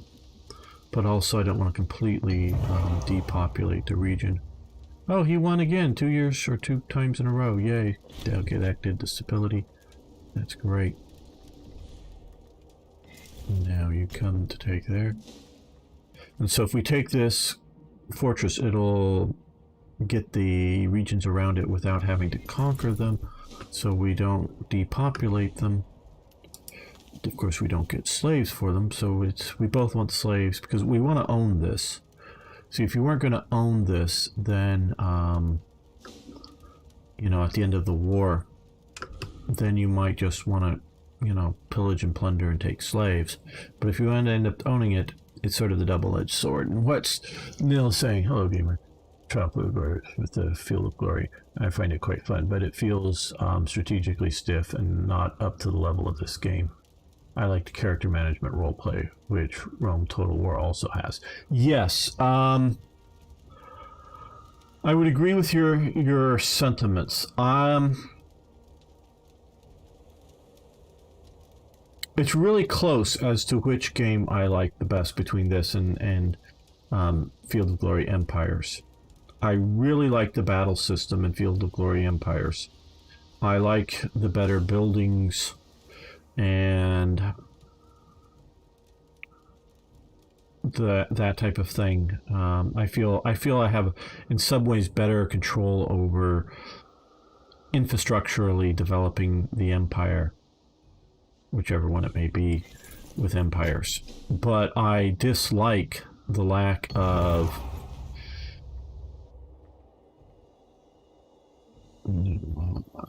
Who are these people? It doesn't. I don't think a game needs to be, to this level of, all these different families and whatnot. But to this extreme, not saying it's bad or wrong, but the complete opposite of, just not having that at all, basically, I find missing with Empires. Okay, where are these guys? Okay, they're up here. We'll bitch and moan about that. Oh, there's an army there. Well, what we're gonna do is get on boats and just go around this. Uh-oh, they're coming back here. Well, we're going to get off the boats there.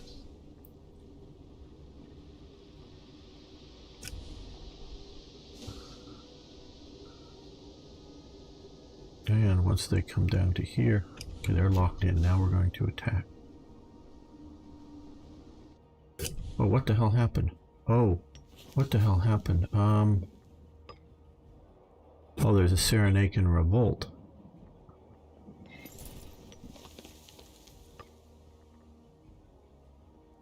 Where were the Cyrenaican revolt? What are you talking about here?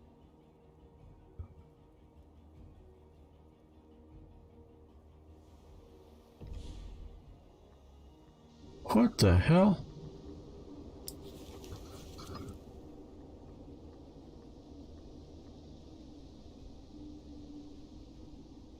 We're at war with them. Oh well, I don't know what that weird status change. We'll get on our ships and come back in without the black flag, hopefully.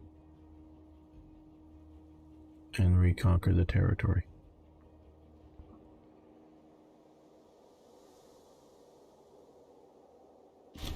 Oh. So we fought some pirates and got a few extra vessels.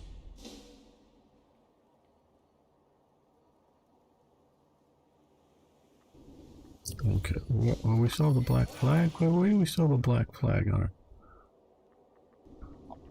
troops? Well, let's put our good troops on shore here.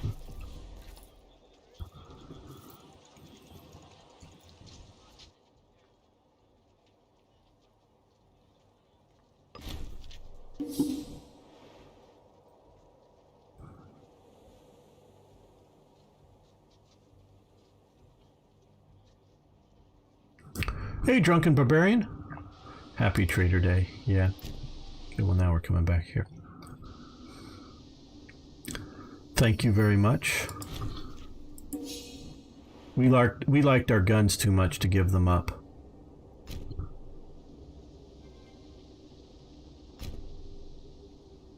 Because you guys wanted to come and take them away from us at Lexington, so...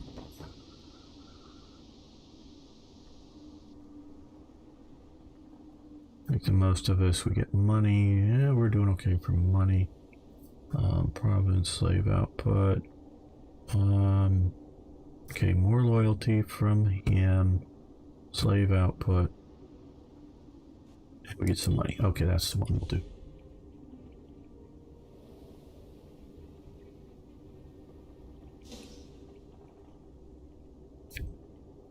So you British came to take our money.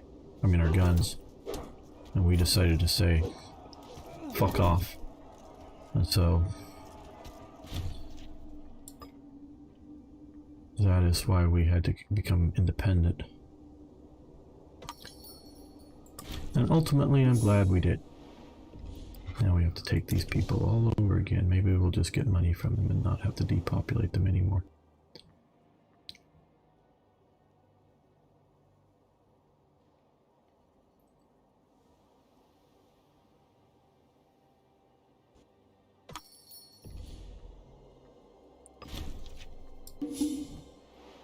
Lack of food. Okay, these guys are getting much food in here. Oh, come on now.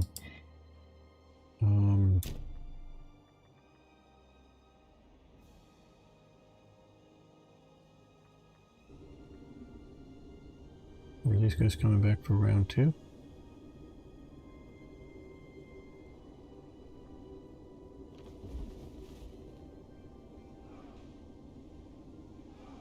Oh, more slaves. Okay, we've won the siege.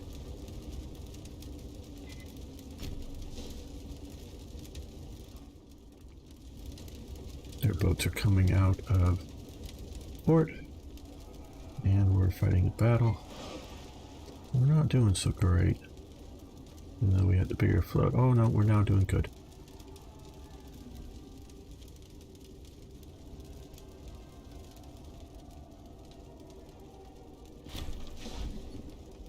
Okay, well, we're victorious. They lost a bunch. And how they gained some, I don't know how that worked. We also gained some.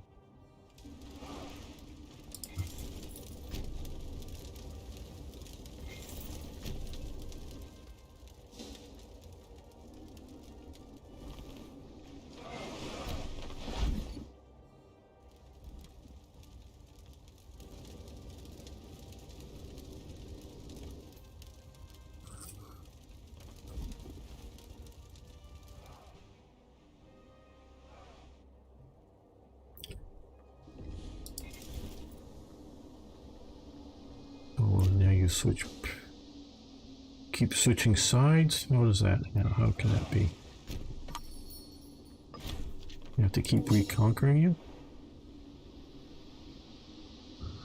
What the? Who is this now?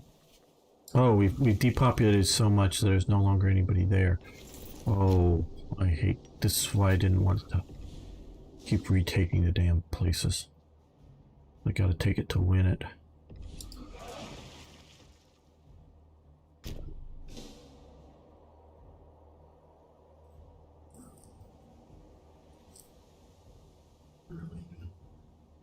I'm liking it. I'm really enjoying it. It's not great, but it's, like I say, I'm liking it.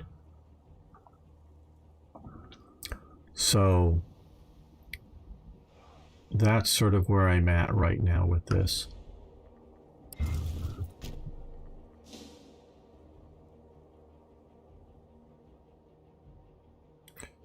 Well, I don't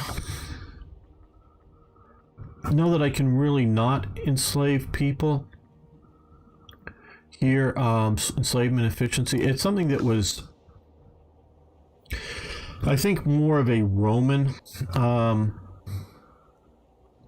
thing. A lot of this, as sort of the name implies, Imperator, Rome, is sort of focused on the way things happened with Rome, and very obviously other nations, groups, whatever you want to call them, took slaves in conquering. But I don't think... I think Rome did it to a greater extent, or at least did it to a more organized, methodical extent than just about anybody else. And that was sort of the way they paid for things. I'm unsure of how much they sort of paid soldiers. I know soldiers would often go for years without pay, and that, you know, they get their food paid for and whatnot, but they wouldn't get, you know, their pay. Because I know Caesar was, you know, didn't pay off a lot of his legions from the Gallic Wars until he brings them to Rome, and they've been, you know, out there for years. So and owed a lot of money, and I'm a little unsure of how some of this worked, as you can tell. But I do know soldiers from, you know, successful conquests and things got slaves, or shares, you know, a percentage of the slaves taken, so that they would, as a way of, you know, paying them.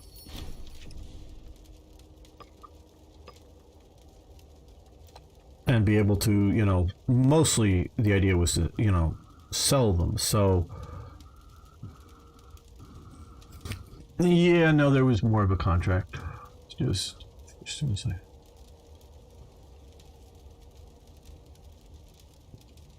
Got some lands from... Well, but you see...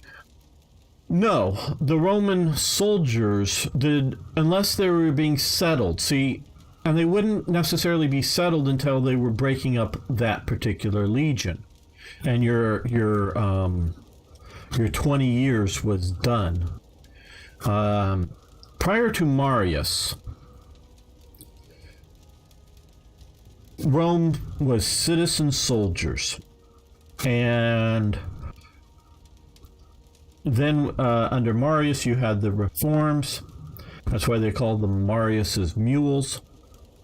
And you now turn it into the legions are turned into professional soldiers, and you enlist for 20 years, and then you very well may get lands and very well may be in a conquered area at the end of your enlistment, at least as normal. So that's when you get that out. But you might spend, it'll be, your 20 years. You want to get some money prior to that. So yes, we're multi-streaming here, Drunken Barbarian. So whatever is best for you to watch on. I get to see the chats from Twitch and YouTube, and while it lasts, Mixer. I am going to start doing more streaming on, but I have to pay to be able to stream on multi-stream onto Facebook Gaming, and so I will be doing that coming soon. I just need to get the thing set up and paid for it, a monthly thing. So yeah, wherever you want, wherever. Some viewers, like Tippett in Australia, sometimes I think it's just the local weather and whatnot disrupting his internet. But I also think there in India and some places out there, YouTube is easier, less buffering for them, for viewers to watch. So if that's easier for you to watch on YouTube. I'll still see your chats. If you like it better on Twitch, watch it there. I'm also getting the chats from there. So either way, whatever's good for you.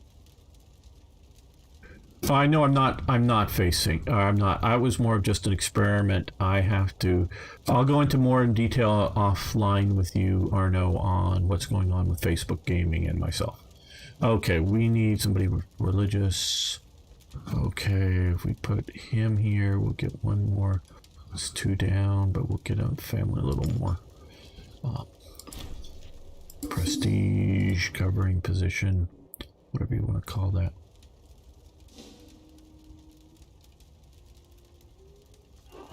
Yeah, and just like these other things, I'm going to treat it like I do here. You're saying, it's horrid over there. Well, one, they're going in big time, and they want to be they are sort of one of the big three now that Mixer's going away. But their market share is going to continue to grow. And what I really sort of hope is for more discoverability, just to have more people out there, because I don't use Facebook much.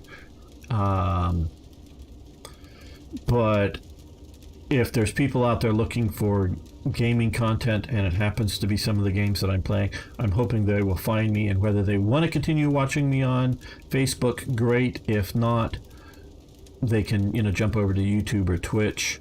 So I'm using that mostly as discoverability, have more people find the channel or channels or whatever. So that's what I'm using it for, much more so than because it's good or bad or whatever. Okay, terrifying thunderclap in the skies of Alexandria last night heralded a terrifying, awe-inspiring sight. Very fabric of creation seemed to torn asunder by flame and Zeus, as if by Zeus himself. Okay, well, almost as soon as your tower crept away of horizon and haste the resonances. Okay, well, we gained stability. Good. Owning the territory of Sidon. We'll continue this. Okay, where do we, is this side? Do we own Sidon?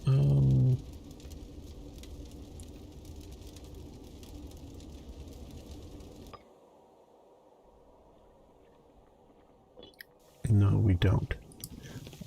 Okay, and it is that Sidon. That is actually, Sidon here. Is that how you spell that? Sidon? Yeah. The city of Sidon, whatever. That's actually a city that's out on an island that resisted. I hope I have all this history correct that I'm giving you here. That had long resisted conquest, and it was just an island off the coast, and with a bit of a navy. And Alexander the Great, comes marching down in his conquests and wants to get it, and they refuse to surrender to him, and they're just going to hold out. So what Alexander does is build a causeway. He fills in and in out to the island and connects the island to the land, and then storms the city and takes it. So yeah, and which Sidon to this day is now attached to the land because more and more land built up around the causeway. Well, you're very welcome, Drunken Barbarian. Just started playing it this week. Well, very good. I'm glad it's helpful. I am glad because it helps so many people like you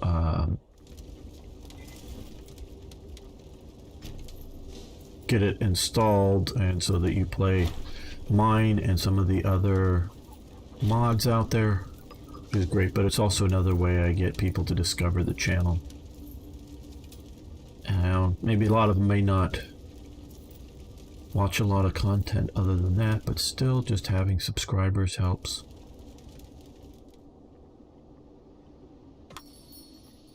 Okay, that's turned over to our...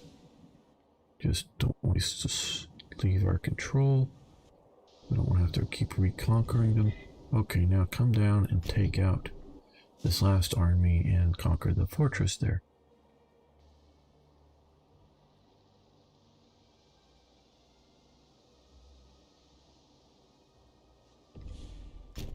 You fall back now because they're leaving there.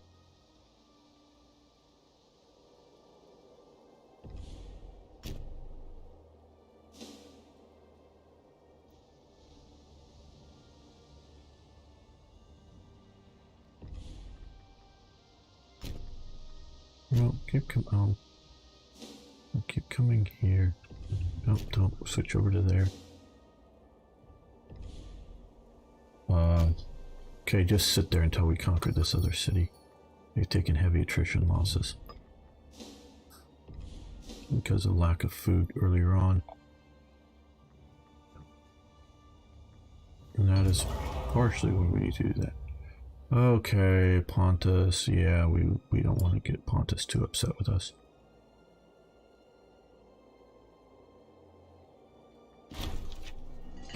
Okay, spread of ISIS. ISIS welcomes Egyptian lose stability.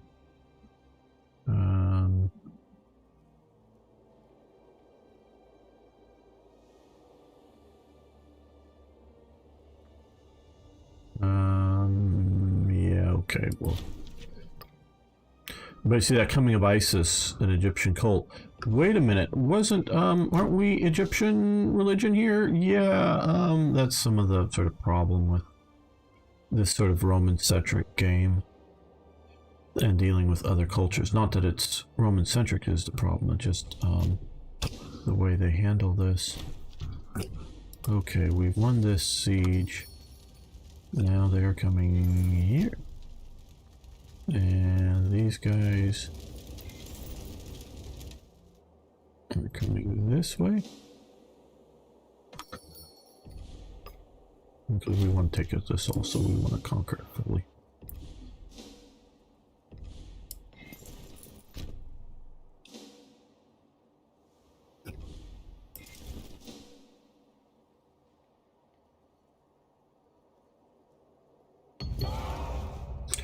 Temple of Apollo, Macedon?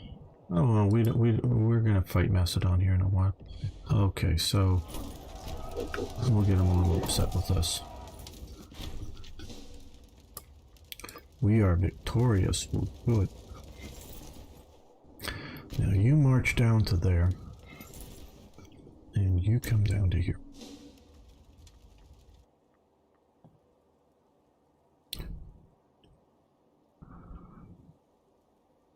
Yeah, one of our armies, this army has camels This one has elephants, which they've lost a lot of elephants with the siege, which is not good. And they're expensive to replace.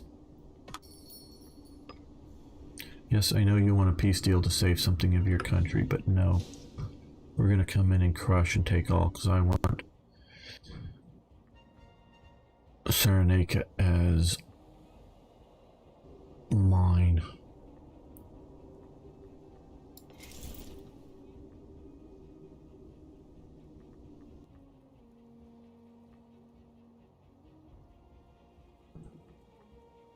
Let's move you up here so we just sort of observe.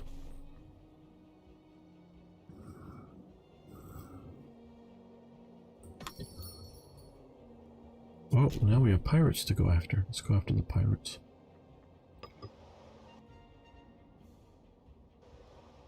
Yay! Looks like we're gonna beat them. Maybe gain a few extra ships, hopefully. Must not neglect the arts. Yeah, we can afford that. Okay. Okay, well, it looks like we lost some vessels. Bummer. They were sort of beat up from before. They haven't been sitting at port long enough. Okay, let's move them back to one of our ports.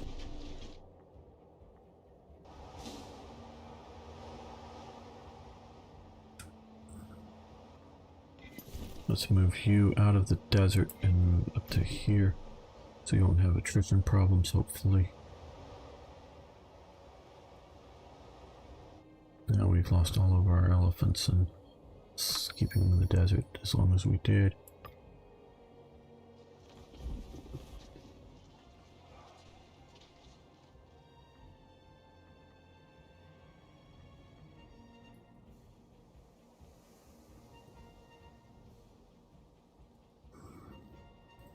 We're playing as Egypt, Ptolemaic Egypt.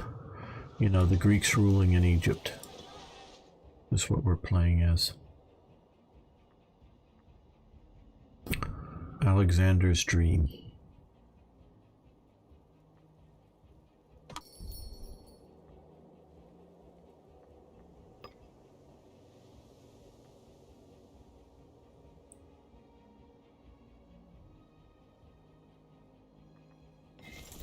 Well, we've got a few elephants back now that we're in greener pastures as opposed to being out here in the desert. And no, elephants don't do terribly great in desert.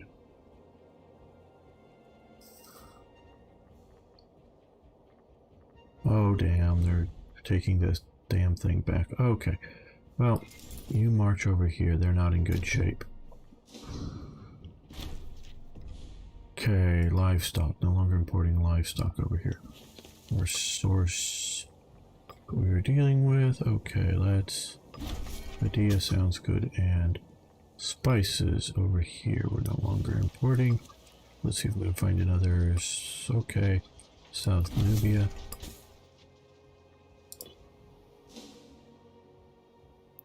And probably most everybody watching this knows, but Cleopatra was not black. Cleopatra was Greek. So Elizabeth Taylor is not the wrong skin color to play it. Though she probably, well, who is beautiful as Elizabeth Taylor? Very few people, of course. But she probably wasn't nearly that beautiful at all anyways, but oh, don't take even that. Come on. I don't want to lose more population here. We specifically avoided taking that place by conquest. Maybe that's counting as liberation and not a... That should fall soon.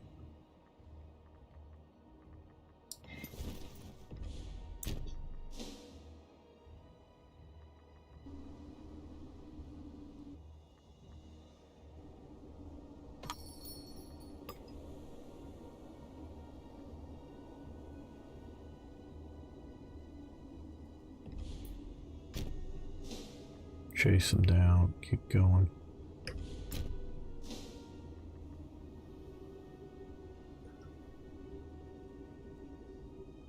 Kick their butts.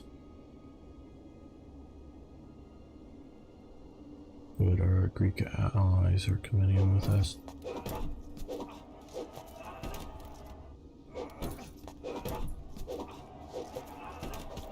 Yes, I did. I thought it was very good. As in presenting history, culture, and society. And go to location, good. Okay.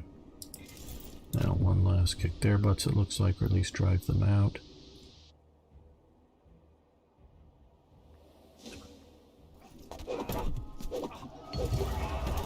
Man, a very... he will join our court. We'll get a new character appear, or morale apartment.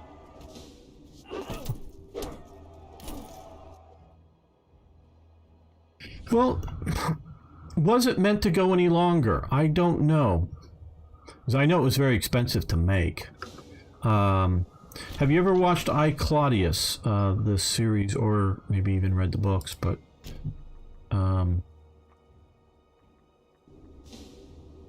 that's sort of what got me hooked on Rome, was I, Claudius.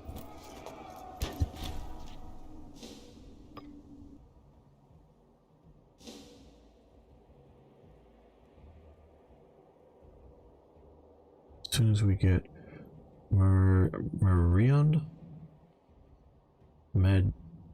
Rio? I don't know. Okay.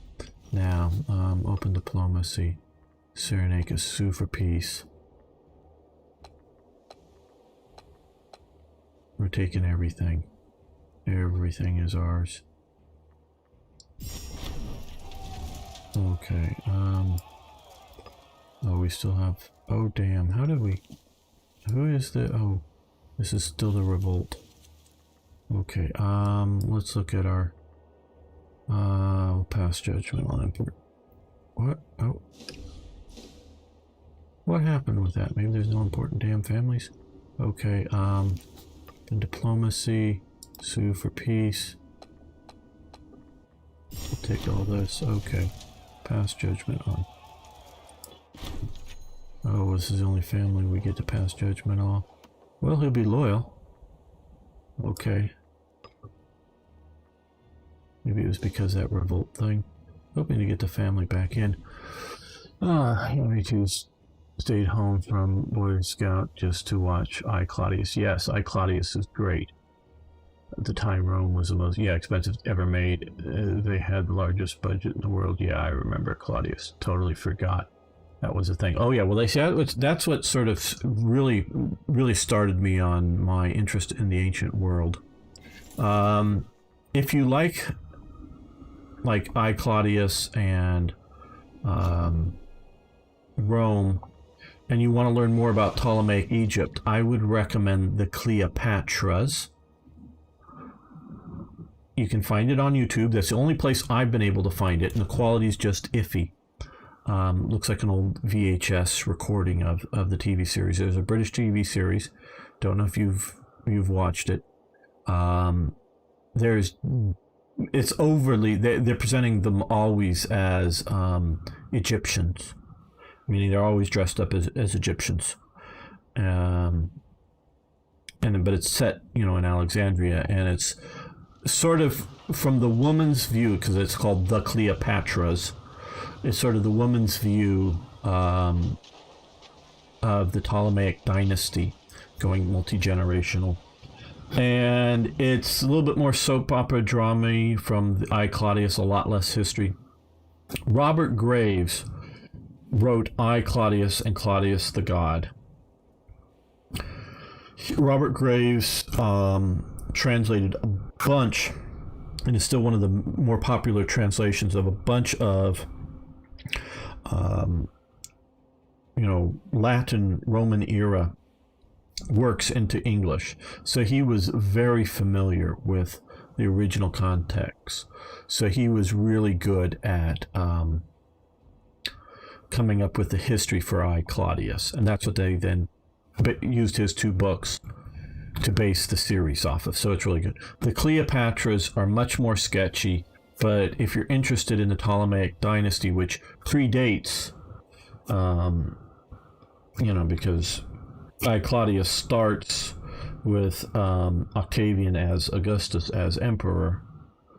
Obviously, Cleopatra's end with Octavian taking over Egypt. So it sort of predates that. It was made after it for the series, but yeah, I would highly recommend a watch of it. Is that the thing? Okay, great. Thanks, Arno. Thanks so much. And so, yeah, it's what, an 8 or 9 part or whatever series.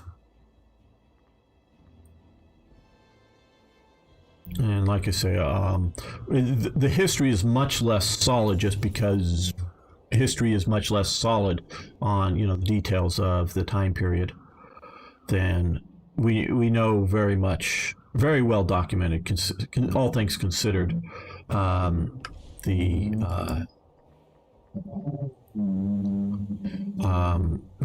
Julius Caesar, Augustus, and whatnot. That's fairly well documented compared to the Ptolemaic reigns. I mean, sometimes we have just names and successions, and we're not even sure. I've saved off a relatively, unfortunately, the original website is gone. I actually had to go use the Wayback Machine to find version of it, and I saved off stuff on the Ptolemaic family history. And even then, we're not always sure who the parents were of some of these are the kings and queens of one of the major empires of the world that, of course, recorded everything, on the sides of buildings. They continued the Egyptian tradition of, recording history, as it were, on the sides of buildings. And then they had the greatest library in the world, which, of course, recorded all that. But so much of that is lost by drunken barbarians, partially. But yeah.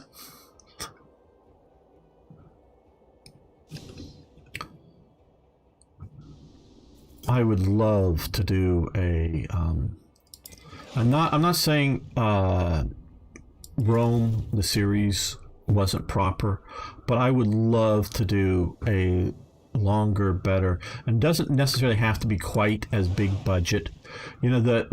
I think, not sure, but I think the most expensive movie ever to be made in the history of movies, adjusted for inflation, because it was some time ago, was the movie Cleopatra. Supposed to be, I don't know, cost like $2 or $3 million. Ended up, $30-40 million. All kinds of budget overruns. And this is the version that was, they have slightly different names, but the Elizabeth Taylor version is the most expensive movie in the history of movies.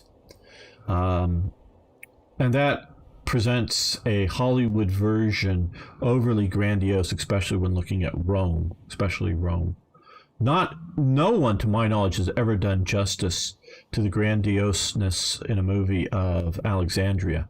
It was done on a Hollywood set kind of scale. So that would not, probably Hollywood would do a cheaper version of it, or at least, cheaper looking version of it than reality.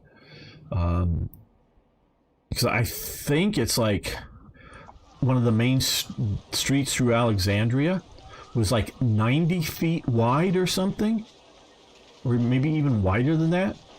You could have, huge amounts of traffic going both ways on it. It was almost sort of like a huge, massive plaza that was a really long street going on. So HBO Rome was great. Really enjoyed it. Second season was cut short. Yeah.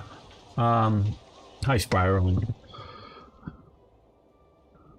And so I would love to see that, continued through to sort of like I, Claudius, but actually all the way through, because they sort of ended at the end of, because it's I, Claudius is written, Robert Graves, if you don't know, like I said, was saying, wrote I, Claudius, and he wrote it as if Claudius was known to be a bookworm and I believe, writer of some books. I don't know if any of his books survived, but he was very much of a researcher. But this is supposed to be what he wrote, what Graves wrote. Oh, I was supposed to hit yes. But a book was meant to be, what if Claudius sort of wrote a history of his times, that he personally experienced, as well as some other historical research around some stuff. Jews leaving for Judea. Okay, fine with me. Yes, Alexandria is the capital here of Ptolemaic Egypt for sure.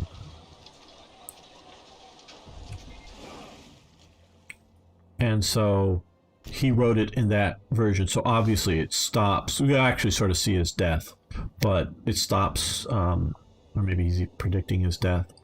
And the book is written and it's sort of presented as if somebody unearths a copy of the book, in modern day. And Graves, I think, pulls it off. I say that because I don't read the original Latin. I don't, know. But he writes it in English. But yeah, he's, translates a lot of Latin over, so he's very familiar with it. But I would like to see it out to the end of Nero's, because Nero is the end of the dynasty, basically, of Julius Caesar, as it were.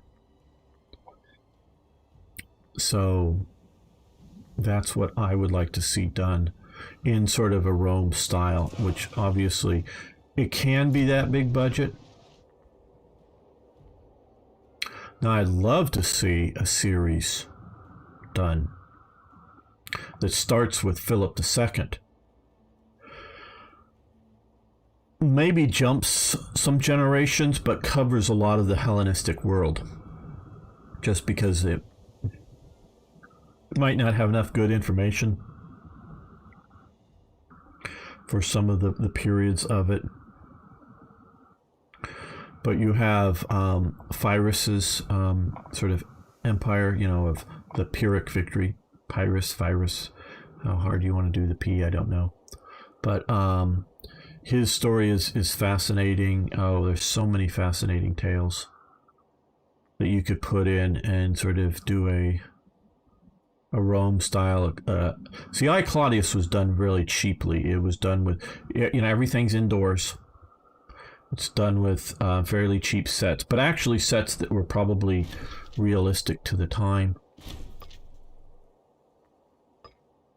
So we will move our army with the elephants over here to keep them all from feeding in one spot.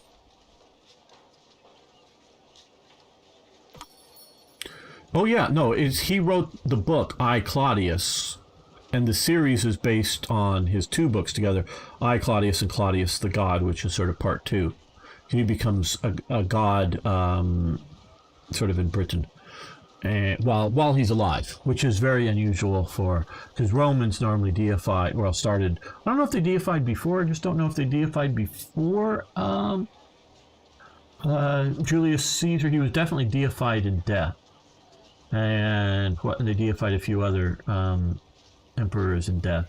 But Claudius was specifically deified sort of in Britain as the conqueror, though he really wasn't. Not so much deified back in Rome. And so, Graves was really good. Oh, you're saying on Claudius's own writing. Well, no, it's based upon Robert Graves writing as if he were Claudius. I don't know that any of Claudius's works exist, but a lot of what Claudius, my understanding, was writing was histories of other family relatives back a generation or two. So he was like going through the various libraries of the time.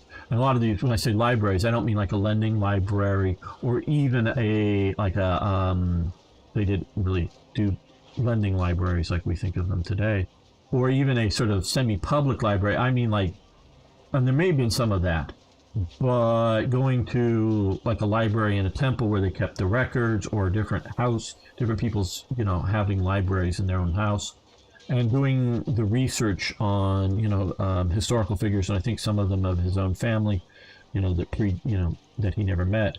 And he was doing a lot of that type of writing of histories. That's my understanding what Claudius wrote. And now, again, it's been some years since I've watched I, Claudius, and many years since I've read Robert Graves' two books.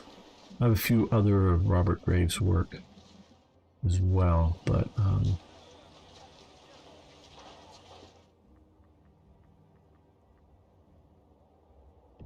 okay, well, we're going to end this episode here. Not the live stream. All of you people on Twitch and YouTube, you can just hang loose, but those watching on YouTube later, thanks so much for watching. Thanks for liking the videos. I hope you're enjoying my interesting history. I hope they're interesting history talks. Thank you. You can place that series link too. That's good. Thanks everyone. We'll see you next time for more historical ramblings from Gamer 1745. Okay, let's save this. We're going to make another episode. Yes, okay. But just saving it just in case.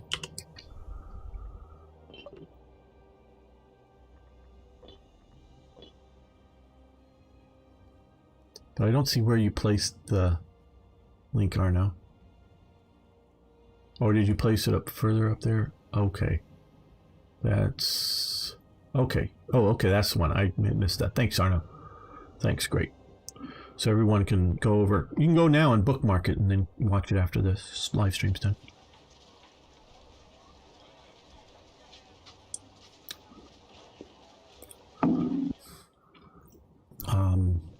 Yeah, I would say the history part of I Claudius is at least the general history part.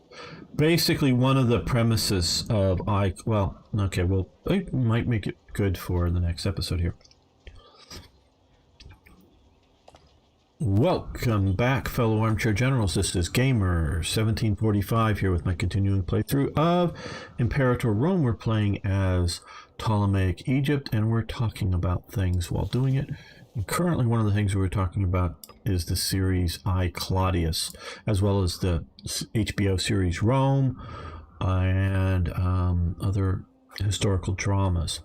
Okay, one of the main themes of I Claudius, and all to the best of my knowledge, all of the deaths, people that died in both the book and the TV series, are correct in their deaths. But what they take in presumption is a lot of people just died, you know, back then, just generally speaking. And we don't know maybe how well they knew why people died, you know, from what sicknesses or, you know, get an infection from a cut or a scrape or, okay, cloth would increase. Oh, that's local. Base metals. They have base metals. No, that would help. Okay. So, we don't always, you know, sometimes it is recorded that they died in battle or someone assassinated them, you know, stabbing them with a knife or whatnot like that. And so those kind of deaths are, you know, done as such in Claudius. But what they make out in this series particularly is Livia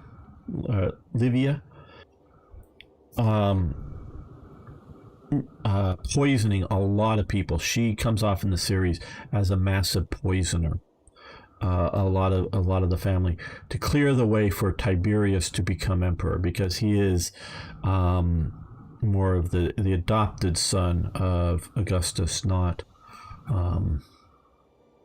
his own son. And Germanicus, Caligula, father, was very popular and at least comes off in the series and general histories as somebody who would have been a good Roman ruler or an effective Roman ruler or whatnot, however you want to categorize that.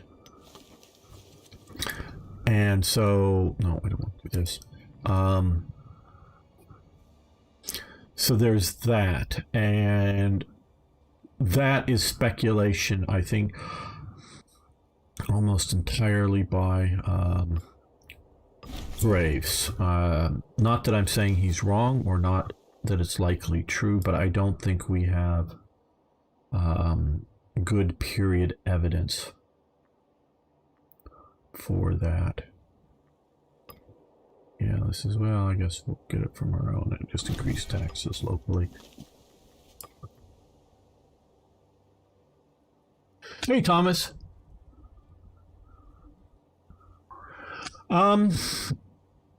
No. I like both. What I like about this is a real-time game where Rome 2, which I played, you can check out on my YouTube channel, my playthrough that ended because of a bug. So I was playing a mod and the bug was unpassable, so I never went back and restarted. Tried to get past the bug. It was crashing on the other turn. It's turn-based. I like this better. There's a lot of really good things in Rome 2. I've not played the original. Some people like that better, I know.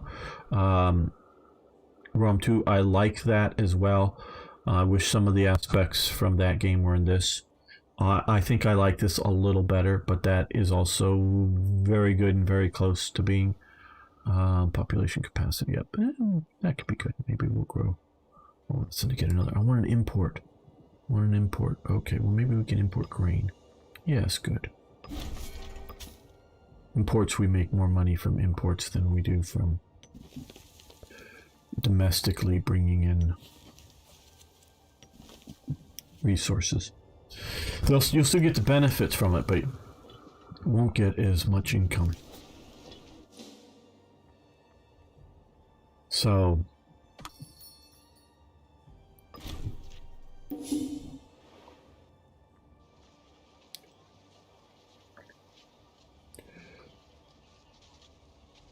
yeah, I don't know. There's a lot of good things with Rome. I like the combat system with Rome, too. For some reason, maybe it's just my sort of history of wargaming, I like the Field of Glory 2 miniature sort of turn-based I know it's sort of strange that I like this real-time better than turn-based, but I just sort of like that. I don't know if I can put it into words right now, but a few things sort of bug me with the sort of the AI and dealing with attacking cities and whatnot with the real-time combats in Rome 2 and whatnot.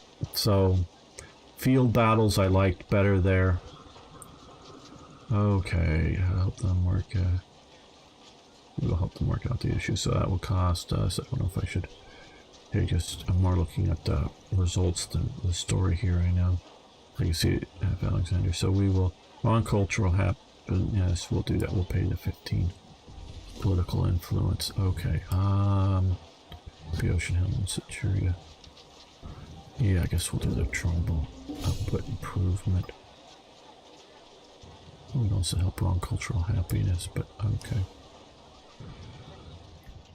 Now, since we started a new episode, what we're going to do here is we're going to start one of the missions now. We have a reasonable amount of money saved up. We're getting a reasonable amount of monthly income. We're keeping two approximately 20,000 man armies. So, which, well, we can look here, just the general, yep, I'll hover over this. Army maintenance costs, fleet maintenance, fort maintenance. Well, we'll actually take the fort maintenance down one level. So hopefully they won't be attacked and we won't need to, because they won't be as prepared. But we'll keep the army and the navy maintenance up well enough to just hopefully decreases our costs. And we're going to do Pearl of Lower Egypt. So Pearl of Lower Egypt. Lower Egypt is our home as well as the center of our country. We must grow the economy of our home region and renovate the capital itself to make a shining center of civilization that it deserves to be. This mission will deal with the development of Lower Egypt. This will include embellishment of our capital in Alexandria, increased food supply development, maritime trade. Now there's also decisions here. Oh, should we do one of these? The Pharaoh's Lighthouse or the Temple of Muses? I would say the Lighthouse is better for your economy, but I think we're going to wait. These are sort of missions too, but not nearly as well developed. Not the reading the story, just clicking the results is how all Paradox play. People read my events and whatnot and things when I make mods.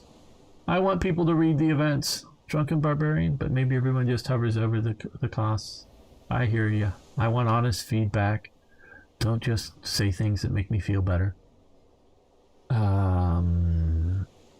Let's see. Yeah, you are kind of forced to do lots of battles yourself since you will perform so much better and the sieges are a bit messy. Yeah, it's sort of the sieges and the assaults on the cities are sort of messy. Yeah.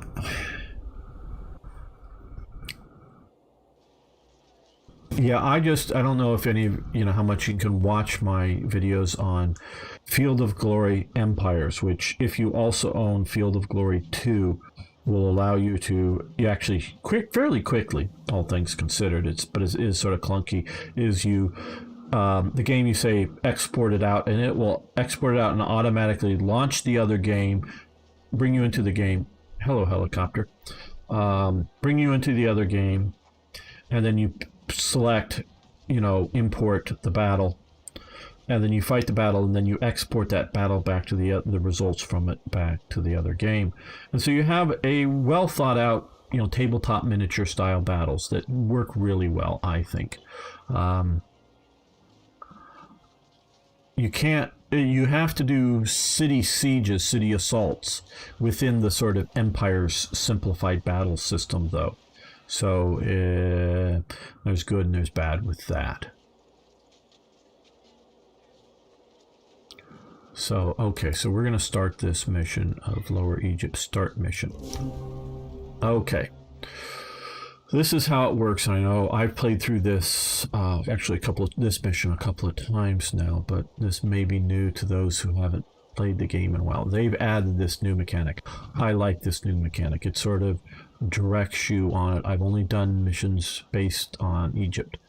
Okay, and so each one of these has, across the window here, sets of goals. Now here, you pick one or the other. That's why you see, you can sort of see that, yeah, can you know, but hey, thanks for following. Do appreciate that. Those on YouTube, if you like, you can hit the subscribe button if you haven't already. You just see the statue sort of crumbling. So basically here is bread and circuses, and this is sort of a bonus if this were happening now just for 10 years, where this one would be a bonus until the end of the game.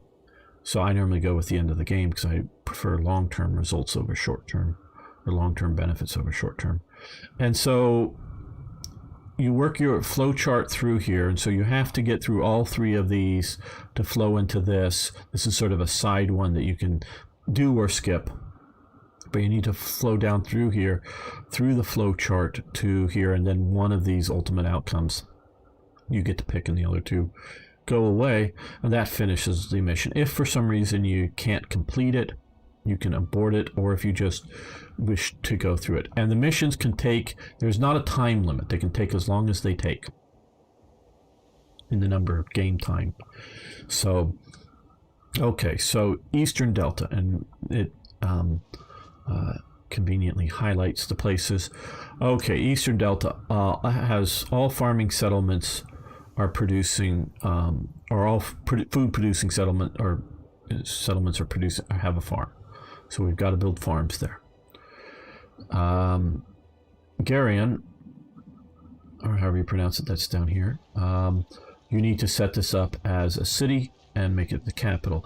This is representing, which is very real. We already see a little bit here of Ptolemy's attempts to settle Macedonians, and I talked about this earlier in the series, on lands as sort of colonies to, one, control, be a sort of a retired but professional soldiers that are basically in some level of retirement but can be called to arms when needed, as sort of a control element against local revolts, but also the idea of either you are sort of this militia soldier that may be called up for full time if you're going to a major war, or just sort of around, or that you may retire there, that you're trying to change your phalanx soldiers from being mercenaries, which is especially in the first two generations after Alexander the Great, they very much would have been, we would think of them as mercenaries, into loyal because they own land, and if Ptolemaic, general perception of Ptolemaic dynasty doesn't survive, you will ultimately lose your land. So instead of cash payments, land payments. And so this represents that. And then the Nile trade here, this is starting out, there's other ones down here. They want each of the ports to have city status and to be fortified. So we have to create a new city and fortify each one of these. So yes, okay, so this is now just spending here. So we got to increase all of these. You can see they're nicely highlighted. That can be here. Build farms, and that's one of the reasons I wanted to get building costs down, because it's going to cost us 92 to build each one of these, as well as time.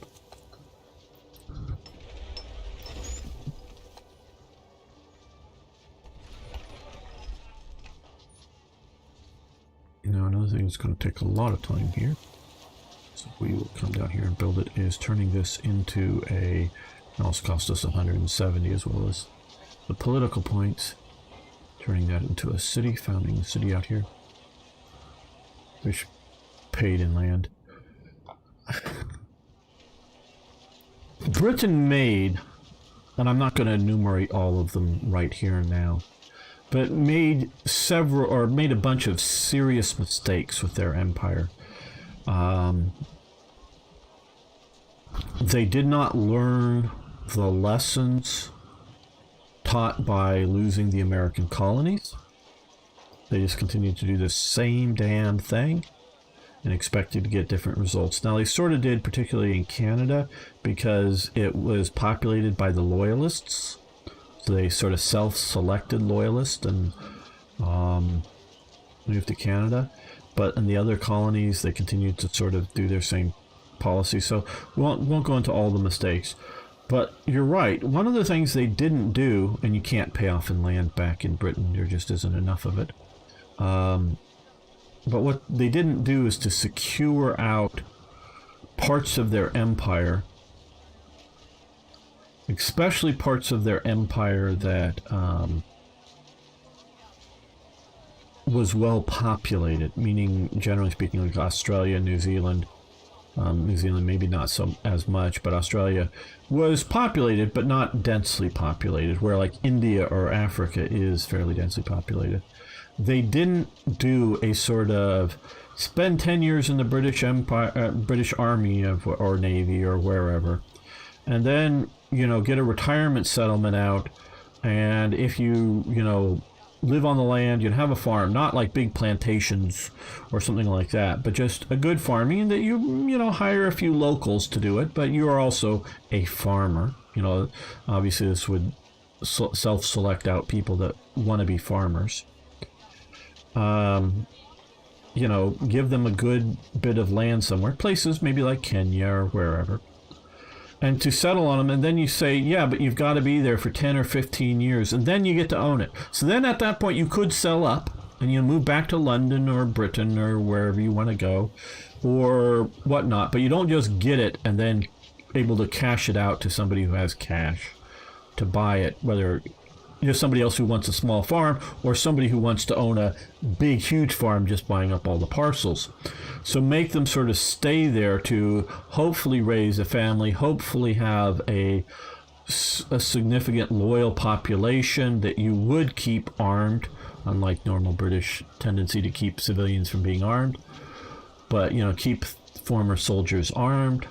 And maybe as part of the tenants to being there, whether you want to call them, like you call them inside Britain, territorials, or some sort of, reservist militia, but with the idea that they're not going to be called up this is also, I'm saying, start this in the 18th century, not just, in 1945 or something too late, but, start the traditions up like that earlier on, and sort of focus it, not spread it all over the empire. but have it sort of certain regions that you settle people on.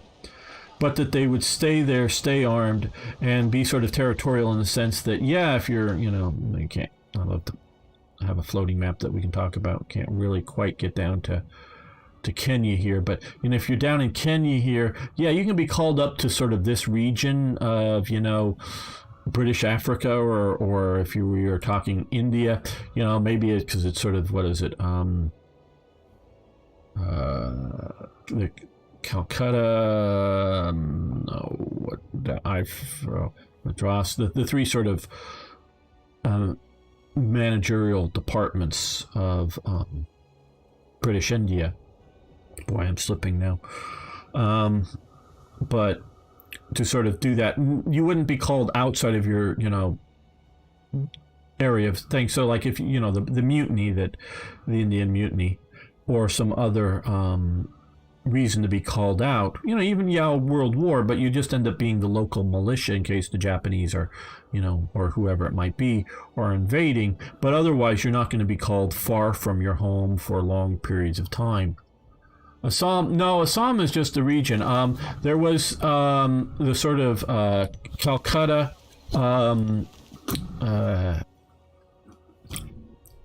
headquarters there. Then is this Madras down here, or where? There was one down here that sort of managed this part, and then there was the other, the other one over here. They're sort of the three British headquarters area that divided up. First, the British East India Company, but then the administrative zones maintained after that was converted over to official royal. One was Madras, one was Calcutta, and the other one was, I forget, Bombay maybe.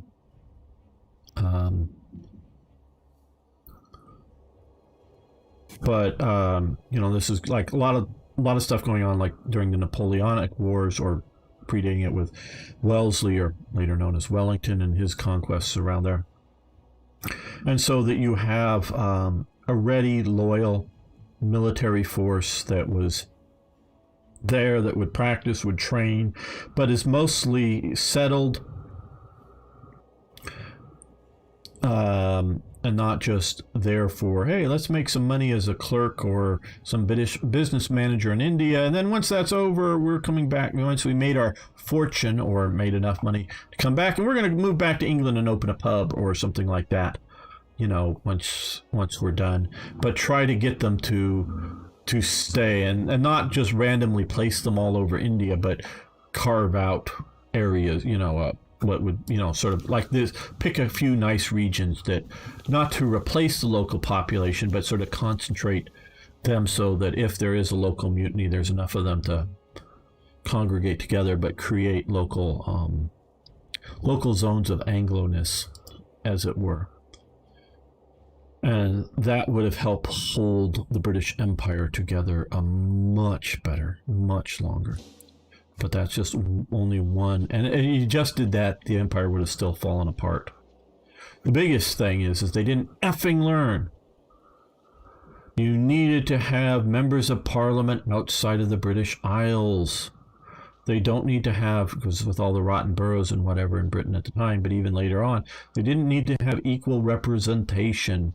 Just the idea of sending a member of parliament or two from, a few of, especially the Anglo colonies, like the American colonies, but they didn't learn, the ones that broke away on the 4th of July, declared their independence.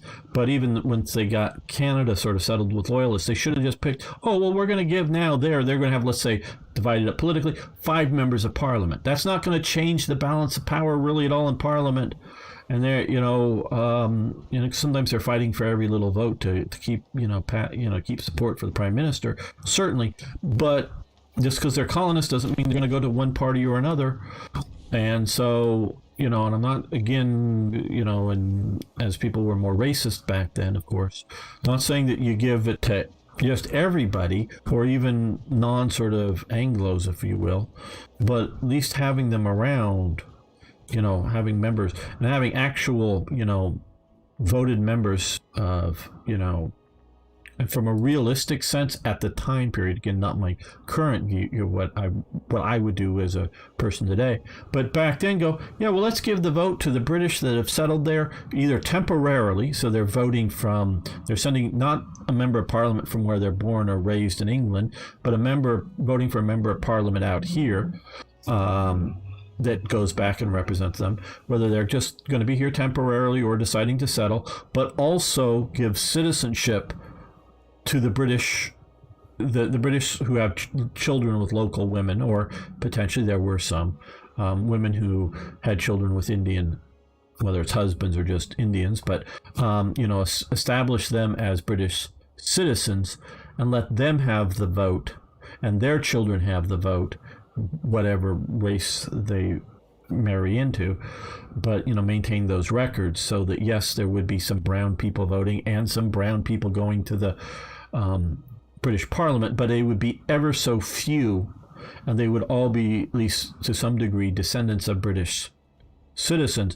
That might still not have held India today as a whole, but very well might have had sort of like super Hong Kongs in an essence, carve out areas that, if you're a British imperialist and want to have that, and that hopefully the carve out would be a bunch of people who actually want to be part of the British Empire, both in the modern sense, both those descended from Britain, but also those, like we see a lot of Chinese that are not descended from Britain, and in Hong Kong that are really, really pissed now.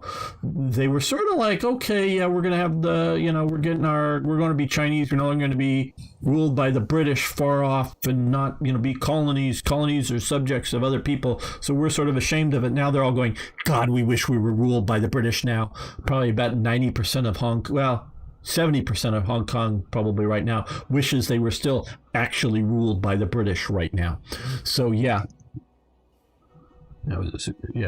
I think of one of the countries that fought us for independence had catchy saying about representation. Absolutely. And see, that's the idea of that, not necessarily have equal representation. And so in a modern day sense, places like Canada, Australia, New Zealand would have representation in the British Parliament, but have something of a federal system so that they have their own local, however big of a political entity, whether it's literally could be like a local city council or a Australia-wide parliament, or just a New South Wales or wherever wide parliament, however you organize that up. So sort of a federal system. So they have at least some representation in Westminster, but not saying equal as per percentage of the population or whatever, as an Englishman would have, living in England would have, but still have some representation. So they mostly govern themselves, and this would have held at least the Anglo part of the British Empire much better together, so that they would govern themselves locally, but they would all have input for the, if you will, empire-wide decisions. So they at least have some sort of, oh, well, yeah, but there we can go into, well, I'm not going to go into the detail of that on the handover, and I think I could have done a better deal for them. I think I could have kept them. I think I could have kept them in. Okay, here's since what's happening in Hong Kong is a thing right now, and it's American independence, and there are probably more people there singing, or there's a higher percentage of Hong Kongers wish they were also American now. And back when they were really doing a lot of the demonstrations, they were often singing our national anthem and carrying our flags. So this is sort of an appropriate today on the 4th of July to mention this, how I would have kept Hong Kong. China said that they would invade. They might have. I don't know how serious that was. And of course, now, of course, this is serious. Britain could have nuked, outside of Hong Kong, not right on the border, but, out enough that would probably stop an invasion, without overly irradiating the city of Hong Kong. So that's why I say out of ways. But had China, even without the, nuking thing, but had China just invaded and fought Britain, at that time back in 97, when Clinton was in office, when they were trying to get into the, World Trade Organizations, they were much weaker back then economically than they are today, much less developed, much poorer. If the U.S. and, Europe and the other Western world, Australia, New Zealand, came out in a declarative sentence that if you invade Hong Kong, we will put a complete boycott, if not an naval embargo on your country. That probably could have kept them from invading. But the real question was the 100-year lease. Yeah, but I don't know that China had missiles. Well, they could get to Britain. See, America's a lot closer. Shooting missiles at America is closer than shooting missiles at Britain. So I don't know that MAD and now, trust me, I was thinking of that, but I don't know. And what's the point of nuking Hong Kong if, so I don't know. And China really, at least back then, didn't really have, I don't think, any ballistic missile submarines that could readily sit off Britain and nuke Britain. Again, that's probably not a realistic thing to do. But the economic thing, and seriously meant, probably could have kept them from invading. But you had the 100-year lease on the new territories coming up. China, whether the Chinese government, they always scream about unequal treaties, unequal treaties. Well, okay, one, name me an equal treaty ever in the history of mankind. Two, name me an equal treaty that China ever gave to anybody else when it was sort of the victors in wars or economic situations prior, when it's, was the power in Asia. Zero, they will be able to say.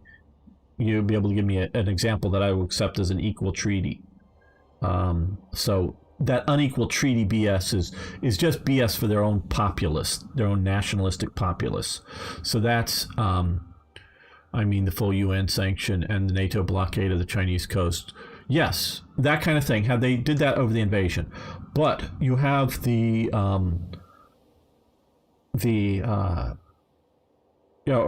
but China acknowledged that Hong Kong, the island, was in perpetuity British territory. But the new territories, which is about modern-day Hong Kong, I think about 2/3 of the landmass. And a lot of the support elements, like water for the island, actually is over in the new territories. And, undersea piping or whatever that runs that. So Hong Kong itself as a... they could depopulate it, move out 3/4 of the population and move it somewhere else in the, Anglo world, which may be what's happening now to the Hong Kong citizens. Because I think Britain's going to offer them, and the U.S. may also offer Hong Kongers the right to emigrate to our countries. So China may get Hong Kong and be very pleased that they've, fly the actual now Chinese Communist flag over Hong Kong now, and that may please the domestic population, but they may lose 70+% and probably the most industrious percentage of people from Hong Kong as they flee out. And those that sort of could but won't may make sure that they have British passports or American passports or something, so if it gets too bad, they'll leave. If they can't do business while trying to get their families out beforehand. So they may just lose the population, the industrious, semi-westernized Chinese population anyways. And that's the real jewel of Hong Kong, not the physical location. Not the physical location at all. And that Shenzhen, which is just literally right across the border from them, is a much bigger city, much more industrialized, much more tech development going on there than Hong Kong. Hong Kong is not in a way that important as a location. It's the trading center, and you can just pick up and move it. I don't know, to Manila or some other sort of city somewhere. You can move all those people over to Taiwan. Taiwan is also basically offering, hey, come on over to Taiwan. We're all welcome over here too. My understanding is the current government of Taiwan, which is very much anti-unification right now. So, and anti-CCP. Is also offering to come on down. So that just may all move to Taiwan. But so the city itself is maybe not viable without the new territories.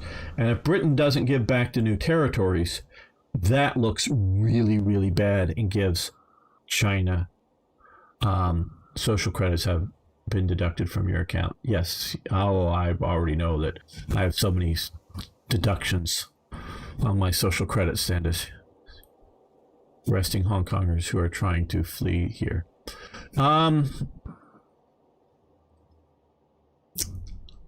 Yeah, I don't know. I know there's arrests. I actually follow some Twitter accounts. There's China Uncensored, which is a YouTube news sort of channel that I follow a lot of their videos. That they weekly put out a couple of videos, and since the Hong Kong thing blew up, they're really Hong Kong focused, though they're really just an anti-CCP, and I think somewhat attached to the Falun Gong movement of Chinese outside of China. So they're very, very anti-CCP. I think honest in their reporting, but it's definitely a viewpoint of anti-communist China viewpoint. So I would recommend. So I sort of kind of know. I think most of the people they're actually arresting, that maybe whether they're fleeing or not, are the activists or people they see as activists, drunken barbarian, as opposed to just people leaving.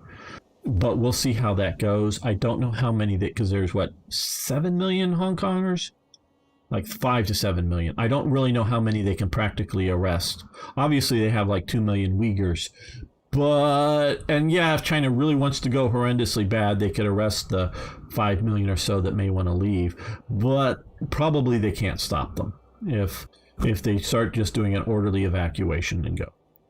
But if I were the British, going, okay, and realizing 2 or 5 years before the you have to start this a few years before the 100-year lease is up. I would have gone to the Communist Party of China, go, yeah, I want to negotiate another 100-year lease, or at least a 50-year lease, 50 or 100-year lease. But start off with a 100-year lease. And they're going to go, nope, nope, nope, nope, nope, nope, nope, nope. And then I would whisper in their ear, if you don't sign us... I think it's much, much better, Martech, is the short thing. And I've been enjoying my playthrough. I have a much deeper in playthrough. Been enjoying it quite a bit. Just sort of the short answer to your question there. So I would have whispered into their ear, if you don't sign an extension to this lease, and this was back when Taiwan was still much more Republic of China than it is today, I'm going to switch British diplomatic recognition from the People's Republic of China as the de jure, not just de facto, but the de jure government of China, from you to the Republic of China. And I'm going to negotiate turning over the new territories to them, and part of the negotiation will be a joint Anglo-Chinese defense force, so that we will an administration of the new territories, not of Hong Kong, but of the new territories, so that they will now be facing across the border, not just with some both British and Chinese ethnic peoples in British uniform, but also people in the nationalist uniform. And that's how I will get around world opinion of honoring our 100-year lease, by turning it over officially back to the Republic of China, but while, as part of that, keeping the sort of also British administration rights or whatever. So we'll still be there. So you can't just invade Taiwan and take it. You're still going to be fighting our soldiers too. And do you want that precedent of, one, we're recognizing, the Republic of China, and two, that this is now Republic of China territory? I think they would have signed the lease extension, at least for 50 years. At that time, back in 96 or 95 or whatever, I think they would have signed. That's how I would have got them to sign. And I would have done if I was Portugal, I would have done the same thing with Macau, and offered to say, yeah, we're going to give it back to. How would I compare it to Field of Glory empires? I love the Field of Glory Empire / Field of Glory 2 switchover mechanics. That is a much better battle system than this. What I don't like is sort of the decadence and whatever legacy tokens system. I don't like the ruler system, the personality in charge system in Empires. I just don't like either of those things. I sort of like the idea that each territory, province, or whatever you want to call it,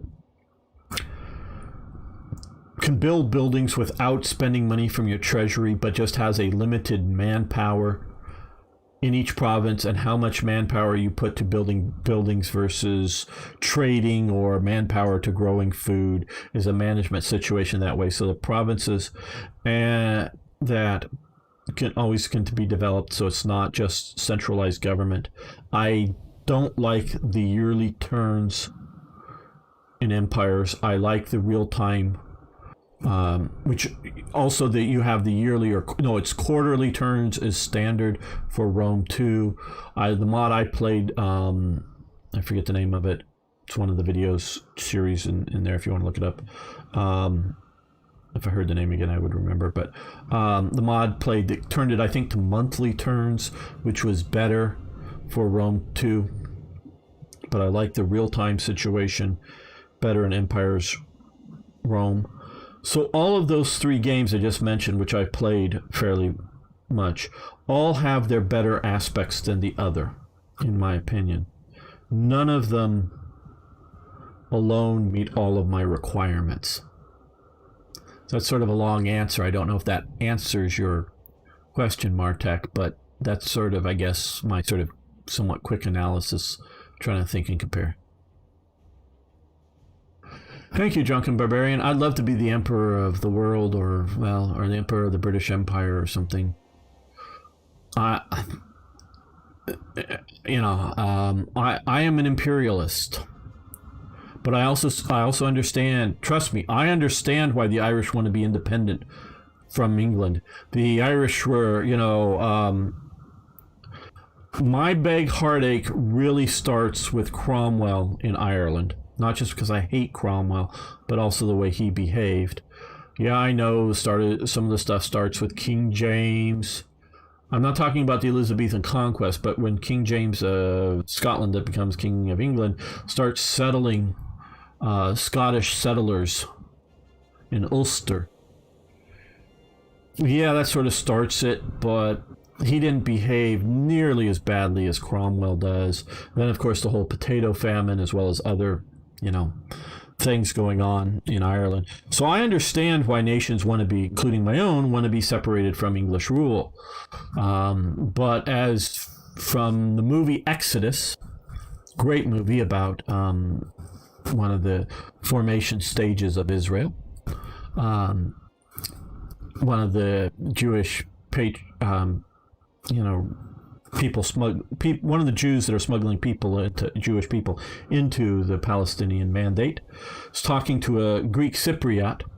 The Greek Cypriot says something like, no one wants a foreign ruler, but if you're going to have a foreign ruler, it's best to have an English foreign ruler, or something like that, or the English are the best foreign rulers, or some such thing. Now, it's different when you're generally an Anglo country, like Canada, like the US, like Australia, like New Zealand, just to give examples. The British are just more distant rulers than foreign rulers, if you will, though, as you guys know, can tell talking with me, I am not English or Scottish, but I am a mutated version of them, which in some ways I think some of my mutations make, and I'm talking culturally, of course, make me better than the English, because I think the English have lost their general, and this obviously individuals are different, but their general self-reliance on solving problems, where the Australians and the Americans, don't know how much the New Zealanders, but maybe them too, just don't know on New Zealand, have kept self-reliance. Like if you have a plumbing problem, if you try to fix it yourself, you don't just call the plumber or the electrician or something. There's much more of that in England than here.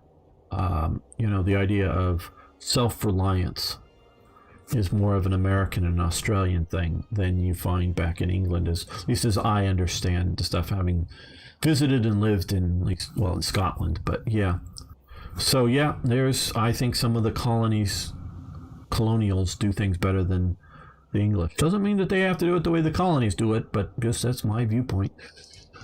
Okay, let's see what are some of the you're out here mocking backroom deals with the PRC. Yes.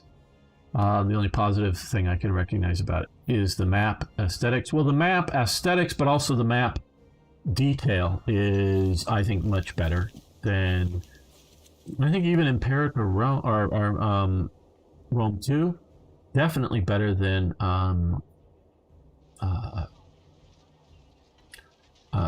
Empires. I like the ability of, because what we can do is we can click, why can't we, we have to get to civics advanced level 4, then we can build roads directly instead of the sort of pseudo road system in Empires.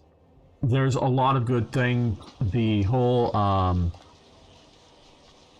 sort of imperial families and characters, this is set to show families, but we can also just show characters, which has a lot of non-family types that aren't a member of a specific family as well, that can fill a lot of offices here, fill these offices here. I know there are generals to command in Imperator Rome, or no, Empires. Boy, I'm jumping around doing the names wrong. But just the better system with this, I don't like. Well, one thing I really didn't like when I tried a mod for Medieval, Total War Medieval 2 or whatever, was the idea that you need to send out an ambassador as a figure on the map. That might work better for the medieval world, but the slowness in moving around in the classical world I did not like. When I tried to play their sort of classic era mod for the medieval game, that sort of made it everyone is saying it's so much better than Rome 2, and maybe in some ways it is, but I just didn't like the diplomatic system there.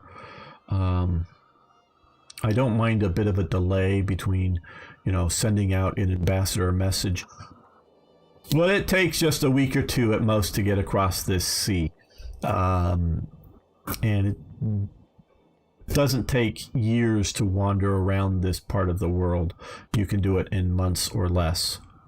So yeah, well, whether it's laziness, which I'm not going to dispute that, but it's also, shall we say, specialization as much as anything else, as how I would say with the English, is as opposed to self-reliance, on things. So it's more of a and not trying to do things outside of whatever you specialize in. This is how I would see it. Now, maybe you want to see it as lazy. I'm not going to dispute that. Maybe just because I'm lazy anyways. Things I love doing. And it can be physical things too, not just like sitting here talking to you playing games, but physical things. Things I really enjoy doing. I'm not lazy about. But other things that I don't enjoy doing, I am lazy about myself, so I don't know. I know some people just always feel they need to be active and want to do and build things much more than I do, but yeah, something of a perspective. So yeah, I've yet to find the one game that fills all my needs for grand strategy classical. How's the beard growing? Well, I have a goatee. I shaved the big sort of beard a while ago, but it's sort of growing out again. I'm going to shave it again here. Normally I kept it much shorter than I let it go, but it got really sort of biggish. Big beard for a while. I mean, 2 inches or longer, full sort of beard, 2 inches longer. Biggest one I ever had in my life recently. because of the sort of the COVID beard just not going out and not stop bothering shaving for quite a while. Okay, so Omen power improve. Okay, but we're not going to be spending much money on this, so we're going to continue this. Okay, we're still at 2,000 here, so we are. We need to fortify this city. We're creating this to be a city, and then we'll need to fortify it. And this needs to be fortified, so we're going to spend the money here to build a fortress, which is not a lot for the fortress. And because I haven't entirely forgotten, been really enjoying these topics. Okay, we need to create a city down in Garan, or however you pronounce that, which is down here. So what we need to do is come here to build and do found city. We have both the money and the prestige points, and then once we do that, we'll move the capital from here to there. That will get that. And then we'll have 2 Macedonian citizens appear, which will be sort of forming our Greek colony and deep into Egypt in the desert. Okay, the Nile trade again. We're fortifying the cities and creating the new city. Then we will want to create markets, and 2 markets in each of those cities that we're just doing. In the Eastern Delta, we want to do food producers in all 7 food producing provinces. Some are livestock. The arid area. Oh no, I don't want to trade. I'm hitting the wrong things. Build here. Yes, I actually do know what I need to do. Here, this is vegetables. We can build a farm. Up here, more livestock. Build a farm. And vegetables out here. That's salt. Papyrus. Oh no, that's papyrus. This is cloth. Okay, so I think we now have a farm building in all 7 locations. Oh, and then once, because we can look ahead, Eastern Delta, we're going to do the granary. Okay, we'll need 2 granary buildings here. Okay, good. We have 2 free slots. I did actually sort of leave them free. We'll just pay for one at a time so we don't deplete this too much. What can you comment about modern Greek so-called Macedonian name dispute, if you know about? Yes, I do actually know about a subject, and I actually follow several people on Twitter that are Greeks that sometimes post in English, but as much or more I have to do the translate tweet about it. At first, when what is the name of the country? The former Yugoslavian province called Macedonia, or whatever that it's officially called to get recognition into the UN. When that first came about, I wondered, well, why the hell not just call it Macedonia?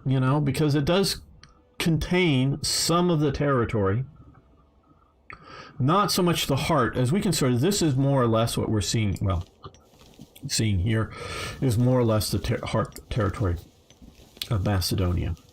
Which, if we look at that, most of this, not all of this, but most of this is sort of in modern day Greece. Some of these top sort of things, I think, are in that sort of Macedonia. To my understanding, and all of that territory basically all of it, or the good chunk of it, was annexed over by Bulgaria during World War II. My understanding, and again, I will state very much, I don't care about anybody's skin color, hair color. I'm not talking about anybody's genetics here. I prefer the term genetics over race, because race has a changing meaning. I'll say this.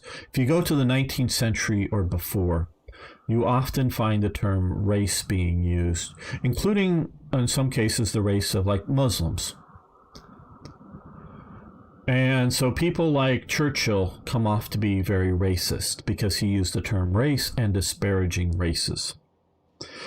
The way they used it, especially growing up, and I'm not saying he wasn't a racist, especially by modern definitions. What I'm saying is the way they often use race They will talk about the British race is so much different than the French race. And talking by people that know that people like Churchill and others that are elites are Normans. Now, Normans are Norsemen that settled in France, but they're also, descendant of Bretons that came back. And they're settled, a lot of their elites are Huguenot French that they considered British. So genetically, they're not talking about people significantly different. They weren't thinking about, when they're talking about the British race or the English race versus the French race, they're not really talking about any goddamn genetic thing. About your skin color, eye color. I'm not saying it didn't matter at all. I'm not saying that there weren't true racists that thought the French were genetically somehow inferior to English or vice versa. I'm not talking that there weren't those people. I'm talking about common usage, talking about the British race thinking that they're superior to the French race. I'm trying to use non-inflammatory terms here and examples. And talking about superiority, because they didn't use the term white race mostly. Sometimes maybe a little bit, but often they would talk about European. White, the whole white thing is more of an American creation, I would say, at least in the modern context. But you can find a lot of late 19th century, very early 20th century, sort of the Edwardian age and whatnot. And they use the term race, and a lot of times they're meaning cultural groups, not genetics, not skin color. And I don't know how accepting they would be of different people, but I do know to this day, in places like Britain, where I have some experience of, a lot of British people don't like foreigners. A lot of British people don't like foreigners. And you hear that on the BBC of how terrible these people are. But a lot of the people that don't like foreigners, they don't like the people in the other damn, county. That's the foreigner to them almost. And whether it's, the Scots or the Welsh, enough different, or the foreigner from the big city and they're in the country. Outsiders, to this day, and this is maybe what would be more appropriate to call them, is a lot of English people don't like outsiders. And because being an outsider to Britain, I sort of moved around and I knew people that some were very much part of British aristocracy, won't go into details, but I wasn't their best friends, but invited to, hey, whenever you're in this area, just let me know. You can stay at my house whenever you are. So long as the family isn't residents, because it gets sort of crowded here. But if the whole family isn't here, you can just stay, gamer. Of course, they knew my real name and whatnot. But yeah, just let me know. Just give me a day's notice, and you can stay at my house anytime you want. That's how well I knew these people. Okay, that they were inviting me, not just that they met me, but they were inviting me to stay in their house. So I've known some people at the upper echelon of British society, and then of course I knew a lot of common working people in British society. All of British society is organized in different social groups. And either you're a member of that social group or you're an outsider. And I was obviously an outsider to all of these groups, but I was sort of the interesting American outsider. So I was sort of accepted as the interesting outsider, that was interesting, but I wasn't one of them. I'm not saying they were being unfriendly, unkind. Some were. I won't go into details. Just sort of snide remarks and whatever. But as the British know how to do, some were. But many were being very kind, very welcoming. But I wasn't like made to feel the outsider. I could just tell I wasn't one of them. And that's just the way British, and this is poor people, rich people, but it's more social group.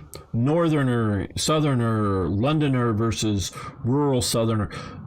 Britain is organized this way, and I know, Drunken Barbarian here as being a British person. I know he's Welsh, but that's why I use my language very carefully, everyone. When I'm talking British, I'm sort of talking, maybe the Scots, definitely the Welsh and the English, probably the Northern Irish, but Britisher can span to all of, the United Kingdom as it currently stands. Or sometimes I'm talking about the English or the Welsh or the Cornish or the Scots or the Highland Scots or the Lowland Scots or the Glaswegians or the Lothians, which are sort of the Edinburgh types. Trust me, I know there's all these different. Thank you, Drunken Barbarian. Yeah, and so I'm not trying to explain Britain to the British that may be watching now or watching later. I'm trying to explain it, whether it's to the other Europeans or to the Americans or others out there. And like I said, I have fairly extensive travel experience in Britain and hanging out past just the usual sort of tour bus. I've been on tour bus tours. They're great. And you meet all the people that work in the tourist industry. And they're, of course, their job is dependent upon that. So they have, obviously their sort of welcoming aspect because they're paid to. And they may like tourists, but I'm talking just getting out, living there in amongst other people too. So Britain is a very sort of socially closed society, and it is really hard to move between move out of one social group and into another social group. It can be done. A famous example of this would be Margaret Thatcher. You can listen to a few of her very early recordings when she first becomes a member of Parliament. She speaks like a regional Briton. I forget exactly where from. And it isn't a real low-class accent or anything like that, but it is sort of a regional middle class. I'd have to listen to it again to maybe describe it better, but something like that. Compared to the English that she spoke by the time she becomes prime minister, she changes her persona. She never is fully accepted into the sort of gentleman's club system from, coming out of Eton and going through Cambridge and Oxford, so they call it Oxbridge, but Cambridge and Oxford, that sort of elite social class group. She's not part of that, but she is accepted as a, no longer working class kind of Briton because she does more for herself up. And she has lots of talent. She is not just a climber, as they often use the term in Britain, just to climb. She actually has that talent. So in her way, she is accepted. And so she does change her standing. And people do this all the time in Britain, but it is a shocking minority, at least from the American perspective. Shocking minority of people who do change they'll change their economic status long before, either go up or go down and, get more money or less money before they'll change their social status in Britain. So that is Britain, and that is part of Britain's closed system. That is ultimately why they didn't learn from the problems of the American colonies. They didn't know how to allow colonial Anglos that morphed their culture a bit by being colonials, but were still exceptionally close to being Anglos, to allow them to integrate well back into their system. They just didn't see that as a thing. And so that sort of falls apart. So so foreigners, people that are foreign to whatever that group is, whether it's obviously most all the mines are closed in Britain now, coal mines and whatnot, but the sort of old mining communities, the old industrial communities, whatever, that are still around, and they're trying to revitalize industry in Britain, and they someday start mining again. Okay, so these people don't like foreigners. It isn't really about what skin color you have. It's just that you're not us, whatever us defines within British society. And I'm not saying they're wrong to have these ideas, because it's very human. It's very human tribalistic viewpoints. It's what we come from.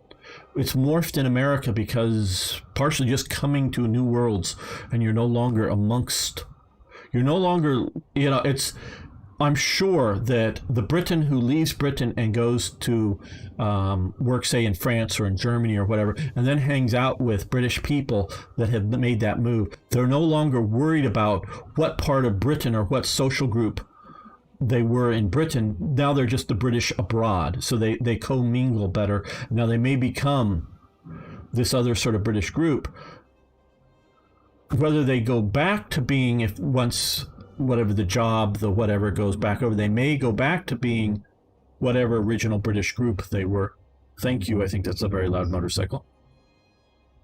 Go back to being that, reintegrate to their old groups and not forget their friends, but no longer part of the close social scene that they may have had. They may have not do that. They may or may not do that. I don't know how much.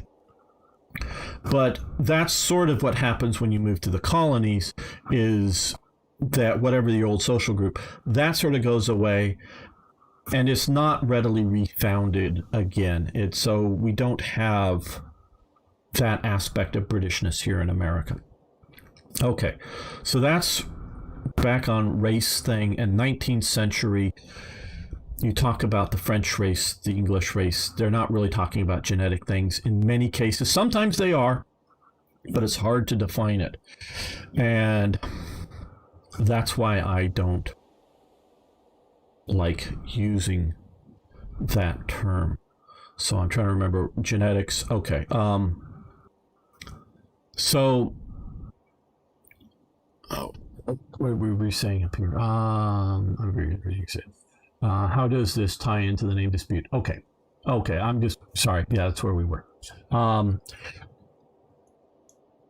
Talking to, or I've actually, DM'd a few people in the sort of Macedonian Greek community in their dispute with the Balkans Greeks.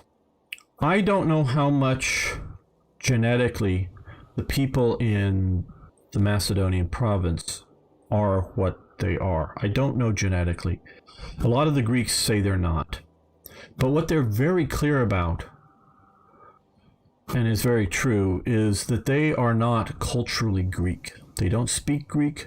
They have a culture very much closer to Bulgarians. I'm not saying it's mainline, mainstream Bulgarian culture, but it definitely is closer tied to Bulgarian culture than it is to Greek culture. I think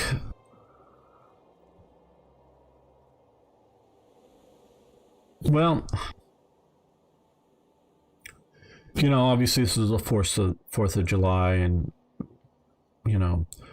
sometimes people don't understand words in the modern thing. There's a bunch of people up in northern Britain, sometimes called Scotland. They don't understand some words up there. One of the words they don't understand is the word independence. They don't understand the meaning of the word.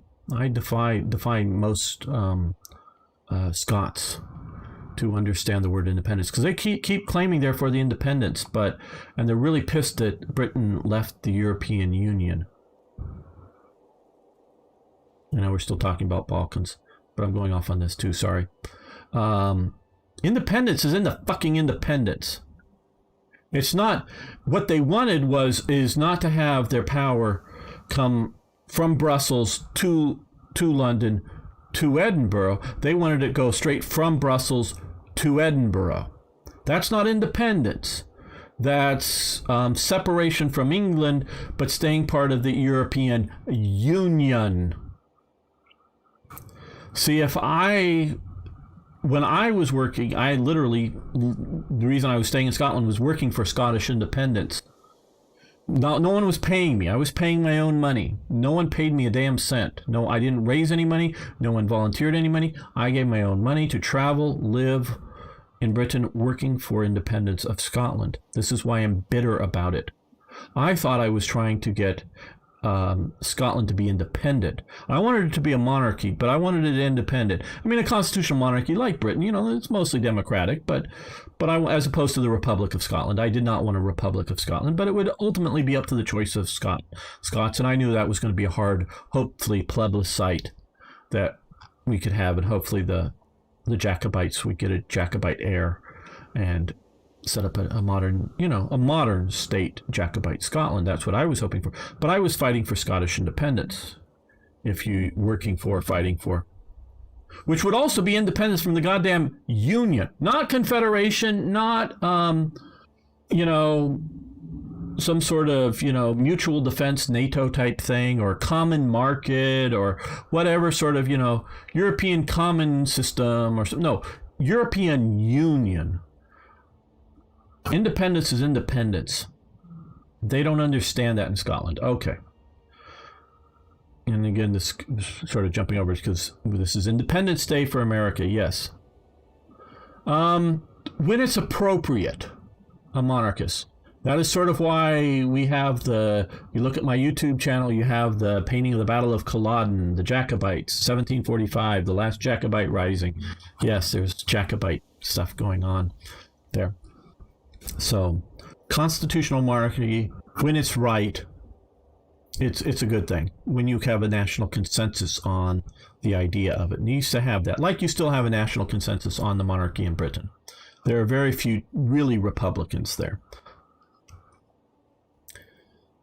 So independence, yay, is a good thing. But shall we call it Western Bulgaria, be independent from the rest of Bulgaria? Or would it be more, what? Yeah, I don't know why Macedonia, or the upper territory here, why they haven't moved. Because I understand the language is fairly damn close to the rest of Bulgaria. Why they haven't moved for unification with Bulgaria? Because my understanding is Macedonia here is still a damn poor country. I know, 10 or 15 years ago, remember reading about various economic benefits that they would give companies moving to their region, their nation, whatever. Like if you move and start a new company, no taxes for 10 years and blah, blah, blah. Really good thing. So if I was going to set up a manufacturing company, I would have maybe considered it, for a low-tech company that needed low-skilled worker type people thing, and the infrastructure would have handled it. I would have considered it maybe if I was in that kind of position with the economic benefits. But I don't know that there's been any great economic boom in here. And I think they would have done better, don't know for sure, of unifying with Bulgaria. But maybe there's enough cultural differences that it should be West Bulgaria or some other Slavic name, because it's really a different Slavic culture than anything. Because Philip II, I don't think you were here when I talked about, he came down to compete in the Olympic Games as an individual and was turned away because they weren't sure that he was a real Greek. And he was king of Macedonia. Came back the next games with a genealogy that I forget which god that supposedly he was descended from, and they accepted that and let him compete in the Olympic Games. It was more just to compete for the prestige than he ever thought he was going to win, I think. And this was when he was still fairly young. So they were basically Greek-speaking people.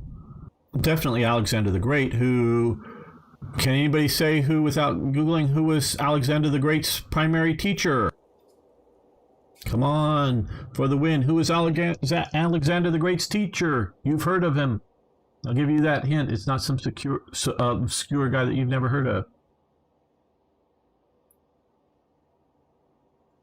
Aristotle, yes, absolutely. That's it. And that was sort of the hint that you probably heard of him. So yes, he was taught directly by Aristotle. Philip paid enough money to have Aristotle come up and teach Alexander and Ptolemy and a bunch of other boys that were approximately the same age. Yeah, no, Plato was a bit earlier. Wasn't really around, I don't believe, alive at that point, because they would want to claim the rest of Macedonia as its part of Greece. Well, that was my original sort of understanding. Is that they would want to claim the rest of. Well, you're saying because Macedonia is part of Greece, the region greater than the whole of the country of Bulgaria. Yeah, is it Greece was worried that they would want to claim northern Greece. But from everything I get from people that are on Twitter, noticing I'm qualifying that, whatever the hell that means, but these are activists that are Greeks, that speak Greek. I'm also following some activists that are Greek from Cyprus, the unoccupied part of Cyprus as well, trying to get what's going on in these places. They are really looking at a cultural viewpoint. They're going, you don't speak Greek. Old maps don't show people, 19th century maps. They show this as sort of, when it was still sort of under the Ottoman Empire before, Lower Greece or whatever was free from the Ottomans, but Upper and whatnot. They weren't showing this as being Macedonia. They, up in here, they were showing this as being Bulgaria or whatever, Bulgarian peoples under the Ottoman Empire. And so they're seeing it very much as a cultural thing and seeing it as sort of stealing of heritage more than a territorial land grab of the rest of Greece. So I have gone from going, yeah, what's the bother? Let them call Macedonia. It does sort of include at least northern Macedonia as part of the territory. To going, the Greeks are right. The people that live there, whoever may have lived there at one time, maybe at the time of Philip II, time of Alexander the Great, or 50 or 100 years before or after that time period, very well may have been Greek-speaking Macedonians that are currently there. But all of the people, or 95% of the people that are living in that area, have no Greek cultural aspects to them. So they are not Greece. Okay, Marcus, thank you so much. Do appreciate you being. I'm going to be ending this shortly anyways, myself. I don't know if you should trust Twitter users. Yes, notice, it's like claiming Americans on Twitter. Well, good, Arno, coming back. I'm qualifying it because, see, I don't know of a better way to keep touch with what's going on, and I do understand I'm either talking to or just listening to activists. I definitely get that. But I don't know how else to get the information. I mean, they're tweeting news articles. Some of them are in English, some of them are in Greek. When I can copy and paste this stuff, obviously I'm using like Google Translate, which is generally okay to understand the meanings of what's going on. I'm trying to understand the world as best I can. So I don't have the budget because, I could, get a good streaming setup or just, record things and upload from all the world. I would love to travel around and meet more people, I'd love to be more multilingual than I am, but I still can't run around and learn everybody's language. So I'd love to travel more and find people in different localities. And what I'm actually trying to do, and I really love you guys from different parts of the world, and I periodically, if you don't think I remember where you're from, please keep reminding me, because I do want your feedback. I'm trying to use not just like Twitter, but trying to use this YouTube channel to build a community to help me in multiple ways. But it's not just that I want to broadcast to you, whoever you are watching live or later on YouTube.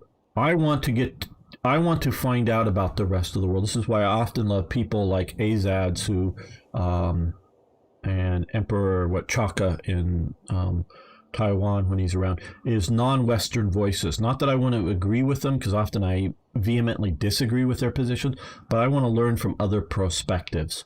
So I love the idea of getting people that disagree with me involved in the channel, but also people that can agree with me but are from different parts of the world, to feed me news and information and viewpoints that are different than mine and from different localities, because I as sort of an information source is what I want to use a lot of you for, is for other perspectives, because I don't trust the media.